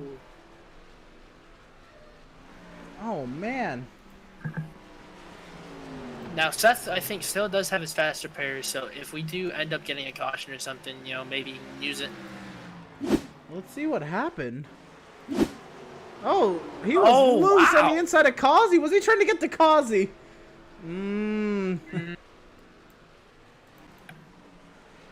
Oh yeah, he was trying. He was trying to get there. Oh. Let's see. This is coming off of turn 4. Now, did he send it there? Oh, he got the wall on entry, to be fair. I don't know if he was... I mean, it was probably part of it, but I don't think that was the complete intent. Let's see. We'll go back here to 3 and 4. Watch the whole thing from on board to 77. Yeah, I don't think he got that wall. Nope, he did not. He tried. And I think he wrecked himself trying. Yep. Sometimes you try, and you try hard, try as hard as you can, and it doesn't work for you. Brandon Richardson did get around Jeremiah Stutzman into P8 for Richardson, and then Berger's damaged car up ahead. Could be a P7 run for Brandon. With these drivers pitting on lap 52-ish, are we expecting a pit stop? Maybe in these final 50 laps, you should expect one. I'd say. But yeah, I'd say so. But I don't know how many laps the fuel goes, and the tire wear. So I'd say 50 laps we might get one. Or well, we're on 144, so we'll see. Now, how hard does Schaefer want to push the issue on the 88? He doesn't, want to get involved in any drama with Kazi after everything else Kazi's dealing with right now with the Swift guys. But the Schaefer, Schaefer tried to pull out and that did not work. Got a little loose. Yeah, now bring Max Service back into the mix. This battle for third heats up. Final podium spot up for grabs and potentially a pit stop on the way.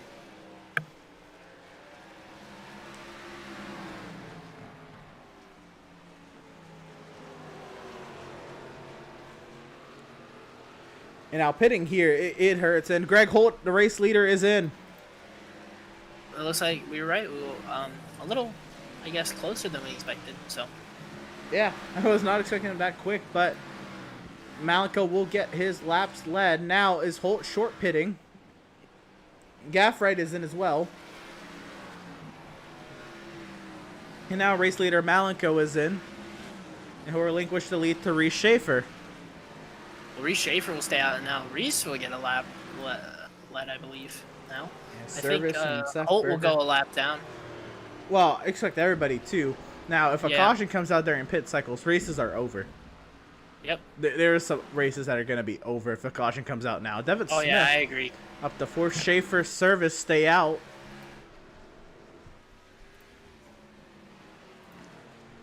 And we continue to watch Holt back to 7th as Malico's just coming off the pit exit. Holt's down the back straightaway. That was huge. That lap advantage Holt did by short pitting Malico might have just won him the race. That is a big advantage. Man, I think I think Seth got a faster pair, so now Seth might be looking to get back up here in the top 5. Oh no, it looks like he didn't. I guess he didn't pit yet. He has not pitted. Maybe he's trying to do something.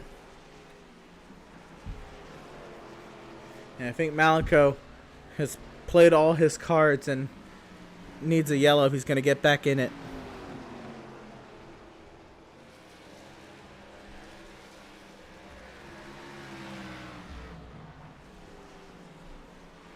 Devin Smith is pitted from 7th.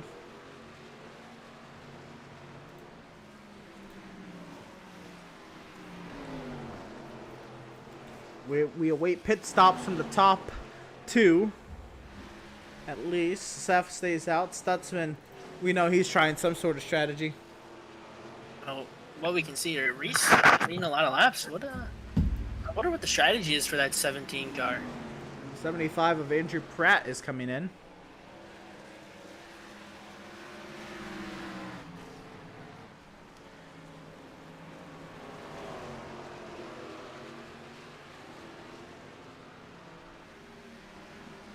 Greg Holt unlapping himself to Reese right now. That is huge. Holt puts himself back on the lead lap in the books to Reese. Reese and Service still going. I wonder how many more they can go. Are they getting to a point where maybe they only take a splash, but at such a small track, is that even worth it? I mean, I don't think so. I think at this point they have to be banking on a caution because they're really losing a lot of time. Right. I'd say so. I think Max and Reese, they understand they're probably not as fast as Holt on pace. You know, just trying what they can. Well, you get a bunch of cars on new tires and old tires, and sometimes those cautions happen. Right. They're going to stretch these tanks thin. Top 3 stayed out. Holt has gotten his way around Kevin Thompson and Jeremiah Stutzman, but they still have yet to pit. They are stationed 5th and 6th. Service still holding station in 2nd behind Schaefer. He's pretty much letting Schaefer plow through the lap traffic.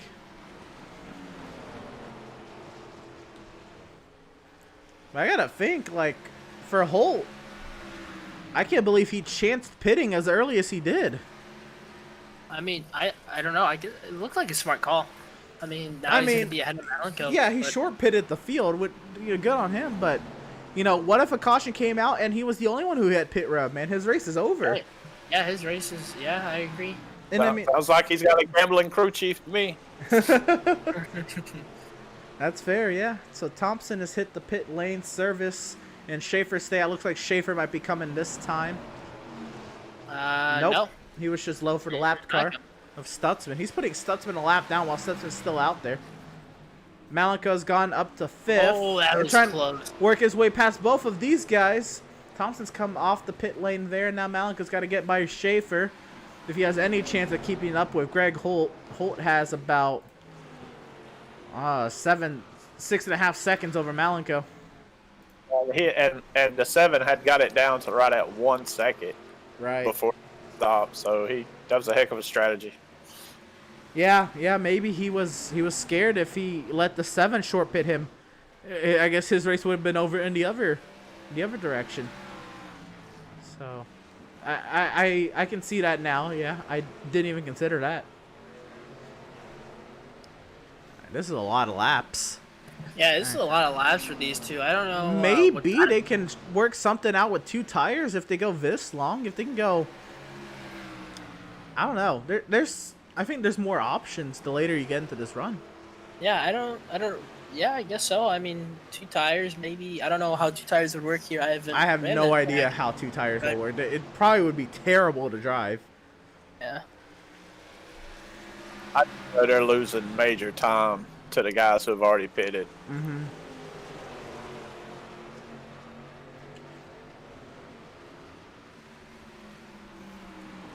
Almost 3 wide with max service.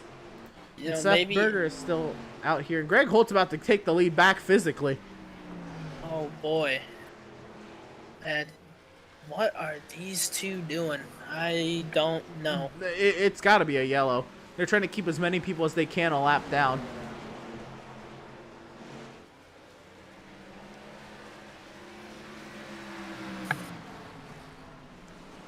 Because it would be something. It depends when the yellow comes out. I wouldn't say if a yellow comes out, would Holt come back down. I don't think he would. Because I think he would be in the boat where he could trap a lot of people a lap down. Knowing if he stays out. But, you know, I don't know. A lot of things have to happen. We're coming up on 30 to go, and these guys still have yet to pit. This is nuts. This is gnarly. I mean, Greg Holt short pitted 20 laps. At least 20 laps. That is insane. You know, maybe if they're staying out as long as they can, maybe they get the fresher tires from Holt. Maybe they get faster and maybe they pass them. I don't know. I think they're going to be laps down by that point. Yeah, they're going to be at least 1 down and possibly 2. I don't know. Schaefer has stretched the gap now on max service. And Seth Berger is under attack from Greg Holt, with Berger still having yet to pit. I mean, can they go 150 laps on a tank? At this point, that's what I have to assume they're trying, but they're still about to get passed by Greg Holt. Setzers come in.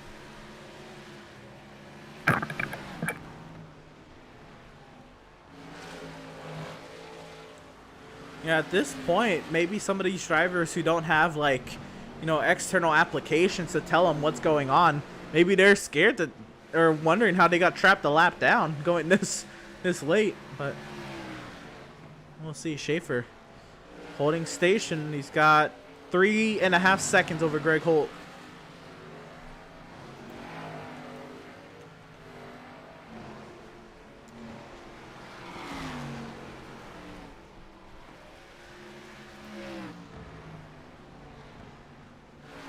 Holt wants that lead, and he wants it now. He's coming. I don't know what these guys are thinking, but that 3 car is coming. I think they're just thinking, might as well try something. They're coming 25 to go. Can they go the entire race? Or the rest of the race? I don't know. I mean, even if they do, the spots that they get, I don't know. Well, I don't know, because after 25, they'll lose the lead to Greg Holt. Maybe second to Malenka, but Malenka's got 5 seconds behind him to Kazi. So maybe they can snag a podium. Or fourth. You know, third and fourth. Or maybe even second, third if Malenko can't get there. Who knows? Because the advantage of the fresh tires will still wear off soon as Holt will work his way past max service. Man, if these guys get an interview, I want to hear the strategy. This strategy is insane. Now, here comes Greg Holt to take the lead, but they still have a large advantage over Malenka.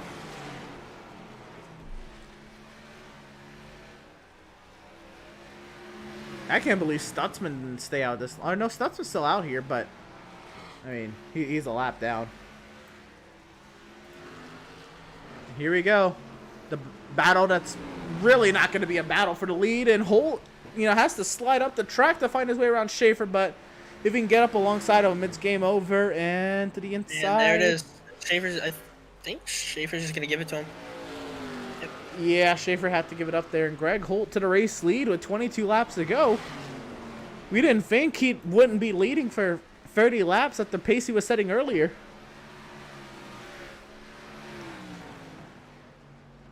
I mean, that is gnarly.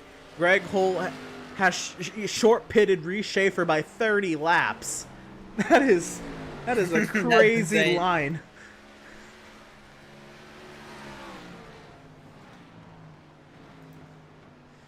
Schaefer's still out here with service, and we'll see Malika working on his teammate.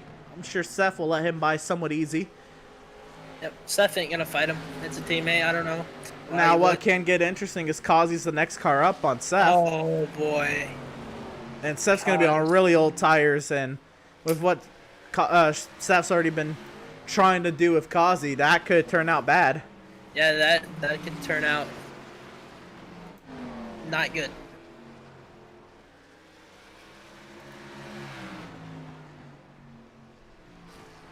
I wonder what the fuel tanks are looking like for these two. We gotta think. It's a short track, 75% fuel load. Let's say Bristol on a full tank of fuel, you can run what, 150, 140? Something like that. I don't know too much. I'm trying to think. And there's more off-throttle time here than there is Bristol. Yeah, Right. point. I think you got to be trying to make it. I mean, it's got to be close. Yeah. That's crazy. Now the only thing is 75% fuel loads. I don't know like how that all checks out. Right. But you also have to think they had about 9 laps under the caution. So we didn't get green until like 58. Now here comes Schaefer. Yep, Schaefer is coming now. The service will go around to take another lap. I'd be curious to see how far he is back when he comes out and gets back up. At this point, does he just splash and go? I mean, he's not going to have any advantage. Actually, going to be worse off to the guys that pitted and have fresh tires. So Right. I think he was running top 5. I don't know what made him do that. Splash and go. Yeah, it was a splash and go. Come out 6th, and he's going to be... He might gain a spot on service.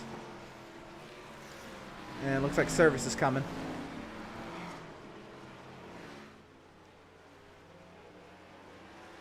They tried, and Berger is in as well. Schaefer might actually still get something out of here. Sometimes you got to gamble, man. It just didn't pay, I guess. Schaefer, you know what? He's right in front of Richardson. Schaefer might still get 4th. Maybe get knocked down to 5th. Service is coming off the pit lane there. But how about Brandon Richardson into the top 5 and has 4th right in front of him? What a drive! Like we've said time and time again, this dude improves every week, and he's showing it here at Five Flags. Right, and we're coming around to 10 laps to go. Farron Elam has hit the pit lane as well. And Schumacher. Yeah, Schumacher's headed in.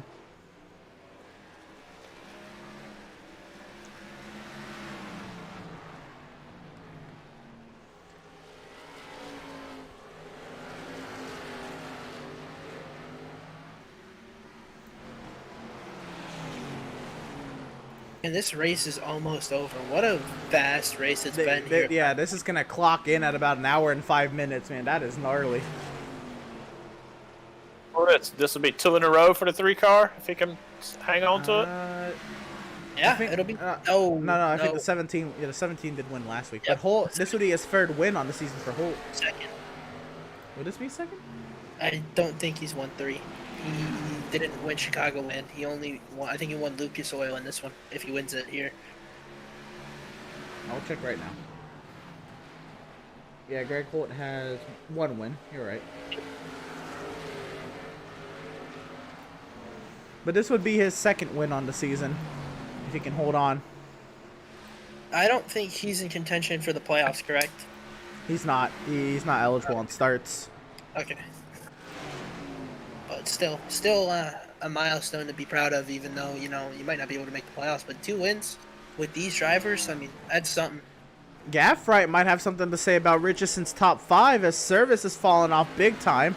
Richardson trying to hold on, and Schaefer just got around Adam Gardner.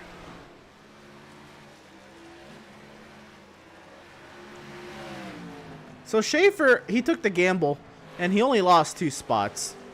Well, from where he was before he pitted. I can't recall where he was before everybody pitted.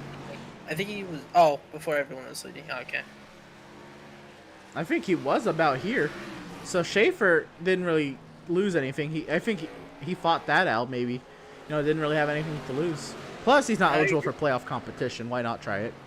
Right.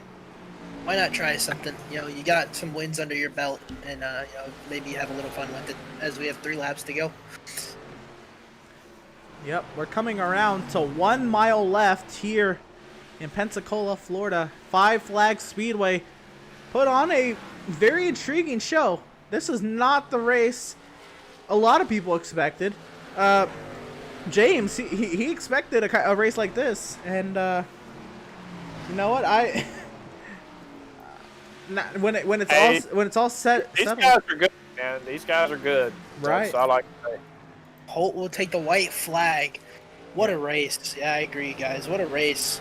Now, what is going to be interesting, only 3 lead lap finishers if Malenko and Kazi come around and finish. But for the second time this season, Greg Holt will be a winner in the Outlaws Sim Series.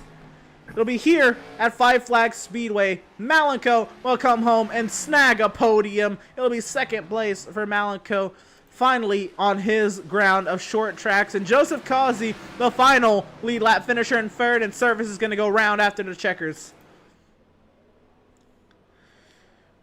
Wow, good run, man. That was a heck of a race. Yeah, that was a good race from Greg. You see Miz and Berger giving him congratulatory door checks, Malenko as well. And Holt burning them down on the front straightaway.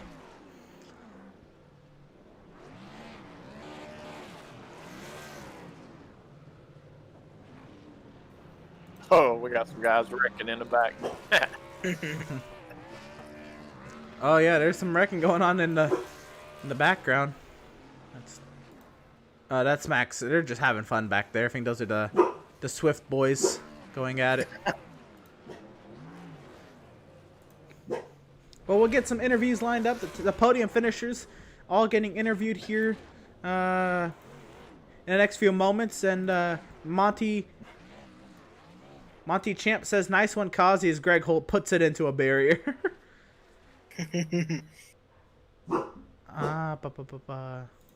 Rock on. Let's see if we can get Joseph Kazi in for his interview. Yep, have to pull him up from a little ways down on the Discord, but let's go ahead and talk to him. Third place finisher Joseph Kazi. Joseph, the last driver on the lead lap. It's not often you hear that, and you're getting a post-race interview. I know. That is crazy. But yeah, how was that race? That was insane. In terms of what we expected to what actually happened. A lot better than what I was expecting, to be honest. Right. So, I think the biggest thing was you and Seth were getting at it again. Not anywhere to the extent of Lucas Oil, but there was a little bit of short track racing. The rubbing, which that's short track racing. But what's your view on everything that went on with the 77 today? He just wanted to dive it off into me. I'm guessing he wanted the spot so much to just me passing him back near the end of the tire run, and then he tried to dive it off into me again. But yeah, he hit the wall. So, right. I mean, that's the way he wants to race. I guess we'll have to race that way. I don't want to race him that way because I passed him clean when I passed him back. Right. So as far as the race, was there anything you had for Malenko and Holt? Nah, they were out. They're checked out. Fair enough. So, the strategy call. You had came in on lap 147. Drivers had went out to 185. What do you know about the two differences in strategy? I mean, that is about 35 lap difference there. Yeah, tires were a big deal at the end. They were just gone. Even though they weren't gone, hell, they were 70 something percent. But like they just felt like there wasn't nothing left to them. Right? Were you worried at all if that you weren't gonna be able to snag a podium? You know, with Schaefer and service, or did you know they could not go to the end? I was just hoping that we wouldn't, like, I didn't know if they were saving or what. I was just hoping there wasn't going to be a caution. Didn't need a caution. Right. So us three were up front, and I knew we were going to catch back up to them. It was a matter of time. Right. Cool. Jacob, you have any questions for Joseph? Yeah, I got one for you, Joseph. First, I'm gonna ask everybody I think I interviewed today. How do you feel after this race?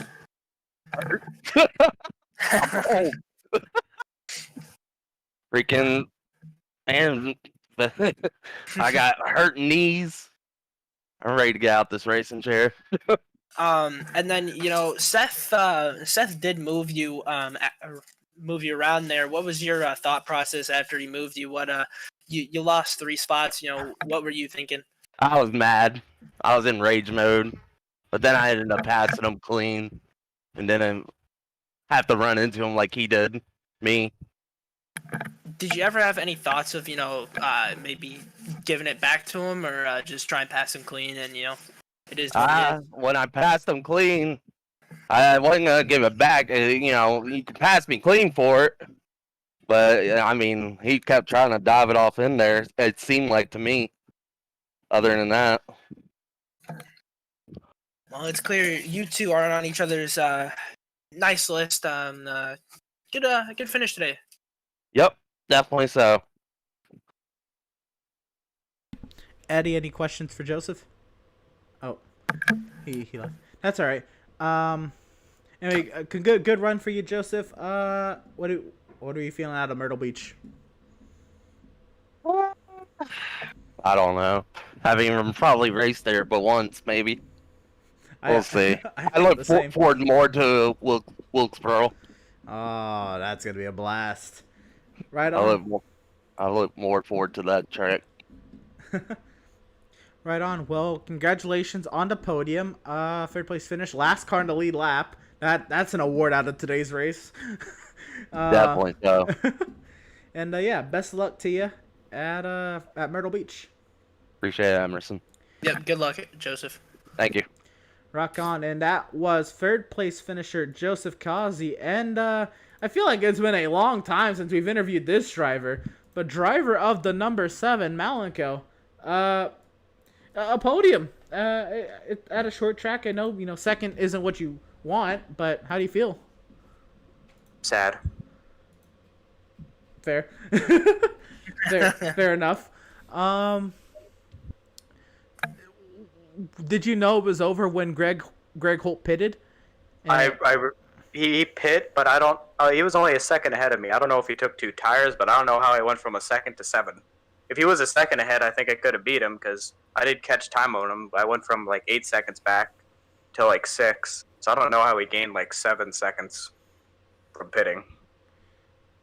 Yeah, I'm not entirely sure. I assumed it was just in and out laps, but I have no. I doubt it was that much. I was like getting a better in and out lap doesn't do 7 seconds. I'm guessing he took 2, which probably was the better. Like tire fall off wasn't like dramatic. Like it wasn't. That's fair. Yeah, Kazi just said his tires were at 77, so they probably could have gone another 50. That being said, when you were catching Greg Holt, did you have it in your head that this was pretty much your race before the pit stop? Oh, when I was close to him before the pit stop, I was like, I got this. I came from 10th all the way to 2nd. He's only a 2nd ahead, was 5 seconds back when I passed Seth for 2nd. I was like, this race is mine until we hit pit lane. All right, and then I know you're in that same channel as Schaefer and Max and Seth. that strategy with the discrepancy of 35 laps or more, really 38 laps. Oh, I let them know as soon as it happened. Before they were talking about staying out till the fuel ran out, and I was like, that's brain dead moves. That's 0 IQ. Schaefer didn't lose any spots because of it, but Max did. It's terrible. Right. So, I know they're different tracks, but does maybe the strategy from today's race, does this set you up any differently for Myrtle Beach? Are you going to think about it a little differently now, or how do you feel about Myrtle Beach? I think the strategy was fine. Maybe I should have took 2. Don't know the tire wear till we get there. The tracks look like a lot flatter than this. It's kind of sort of the same kind of corners, but it's a bit flatter, and there's more of a triangle on the front stretch than just a straight. Right. Jacob, any questions for Mal? Yeah, I just got one. Malenko, the track was pretty tough, but this has been your best track. I think you've ran the most laps out of everyone. What would have taken to get this win today? A better qualifying. Simple as that. If I qualified maybe 5th instead of 10th, I would have won it easily.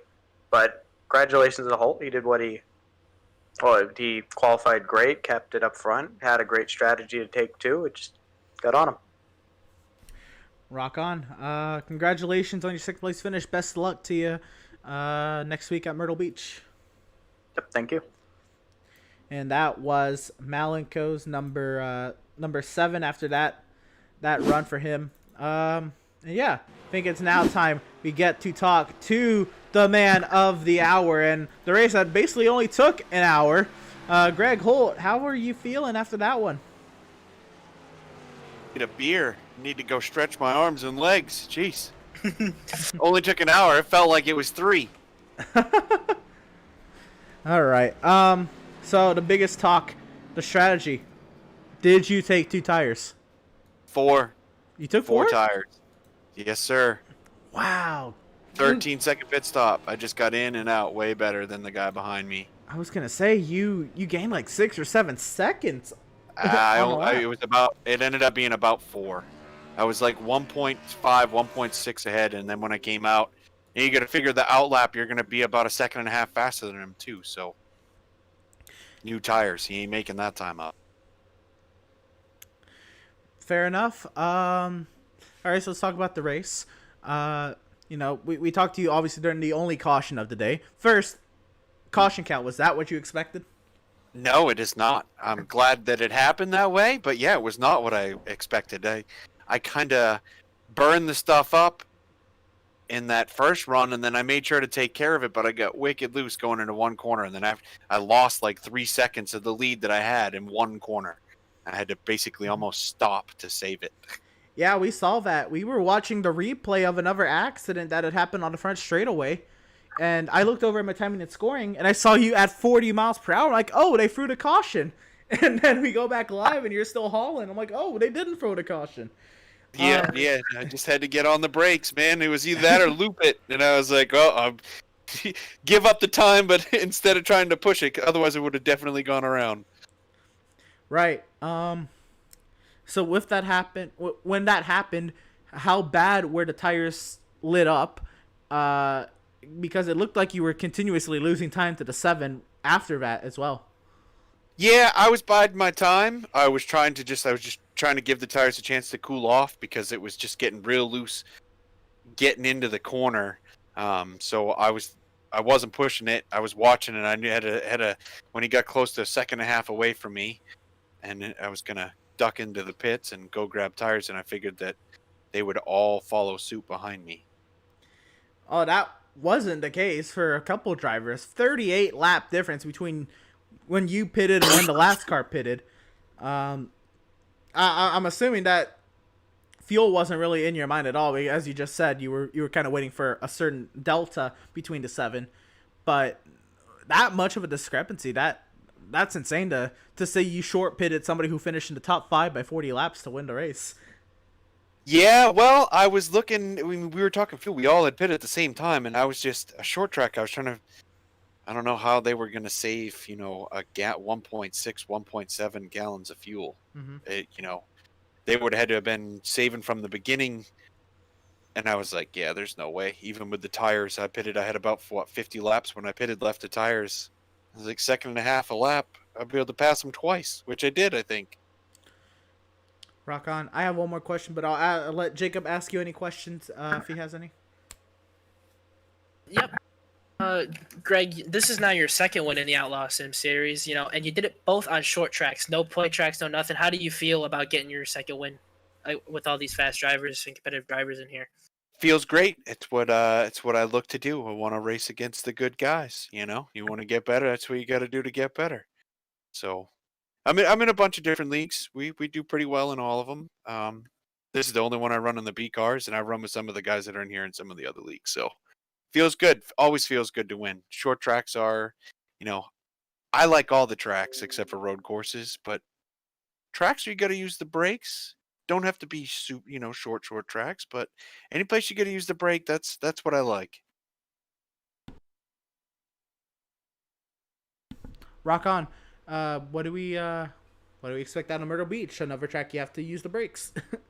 Well, I had never raced here before until today, and I did not own this track until yesterday when I bought it. And I have never raced at Myrtle Beach, so we will see. It fits my style. I guess I just have to see see how lucky I can get. Right on. Well, second win on the season for Greg Holt in that 3 car, trying to get 3 in car number 3 next week at Myrtle Beach. Best luck to you, and congratulations on the win today. Good luck, Greg. Thanks. Rock on. That was driver of the number 3, Greg Holt, and Jacob. I mean, what a race. Yeah, I agree. Once again, this is an insane race. Once again, an Outlaw Sim Series short track race with 1 caution. Yeah. That's crazy. I think, I don't know, I'll ask you now, was this the shortest broadcast we've had so far? This season? This season we've had about a 2.5 hour broadcast. This is clocking in at 2 hours and 2 minutes at the moment, and we're just gonna do an outro. So yeah, this will be one of the shortest. Wow, that's insane! What a race these guys put on today. That is for sure. And yeah, let's go through some of the results, shall we? Let's see how it all finished. There's only 3 cars in the lead lap, but a lot more than 3 cars in the race. And yeah. Top of the charts, of course, Greg Holt with the win, nearly 7 seconds ahead of Malenko. Joseph Cossey comes home third, 14.5 seconds back, and that's it on the lead lap. We fall down to 4th. Reese Schaefer 1 lap down. Brandon Richardson, get in there with that top 5. It'll be P5 for the 29 of Richardson. He'll be 1 down along with Joshua Gaffright, Max Service, and Devin Smith round out the drivers on that lap. Smith 8th. Seth Berger will come home 9th, so good top 10 for Burger Nation. He had an accident, so good on him to be able to recover and stay in the top 10. Jeremiah Stutzman said he just ran out of fuel on the final lap. He'll come home 10th, 2 down. Kevin Thompson, 11th, 2 down. Andrew Pratt, 12th. And Joshua McClune, Andrew Pratt, 12th. That'll wrap up 2 laps down. McClune comes home 13th, 4 down after his couple accidents. He was on the same lap as Farron Elam Jr., Adam Gardner comes home 15th, 5 down, along with Eric Peck and Adrian Schumacher. Matthew Setzer comes home 17 down. 11 down in the 18th position. Miz 14 down. Velzy 83 down in 19th. Velzy 83 down 20th. I'm sorry. Matthew Setzer there in 18th. Miz in 19th. I gotta read these right. Kyle Lingerfeld 21st, James Filippi 22nd, Tyler Markle 23rd, all triple-digit laps down. Yeah, Markle, out 15 laps into the race. That is not what we expected. Yeah, I agree. Markle, before talking to him, did say this track was going to not be good for him, and but we did not expect a 15-lap exit. Yeah, that was quick. Hopefully he can brush up a little bit and see what he can do at Myrtle Beach. But before we go, we have to, of course, mention today's charity, the Mito Action. And their mission is to improve the quality of life for children, adults, and families living with mitochondrial diseases. Through the support, education, outreach, advocacy, clinical research initiatives, and by granting wishes for children affected by mitochondrial disease. Make sure you do what you can to support Mito Action. You can find out more information and donate to them at mitoaction.org or on our Facebook page, Outlaws Sim Series. We will have Facebook posts regarding today's race, and at the bottom of those Facebook posts will be a donation button, and it goes straight between you, Facebook, and the charity. Of course, whatever you can give will help, and we love to get these charities any type of support we can. It's the reason why we broadcast the final 30 minutes of practice in name of a charity, a different charity each week, giving them some support to help out in any way we can. And yeah, I mean, that was crazy. Kyle Lingerfeld had a rough day, being at the bottom of the drivers who are in the playoffs. It's going to get tight for that 13th spot once again. Miz didn't have the greatest of days either, though. And yeah, it's going to be tooth and nail for that final 13th and final playoff spot. Yeah, it'll be a fun battle to watch here as we get closer and closer. Not very close to the playoffs, so it'll be interesting to watch. Right. Well, that's going to conclude our coverage for tonight's race here at Five Flags. Congratulations to Greg Holt on his second ever Outlaws Sim Series victory. Make sure you tune in next week, Wednesday, February 10th, 7:30 p.m. Eastern Standard Time. The Outlaws Sim Series hits around 24 at Myrtle Beach. We continue to run to the playoffs. 3 races remaining. This has been James Gilliard, Jacob Zala, and Emerson Arnott on the call tonight. Stay safe, stay warm, have a great night. We'll see you next time.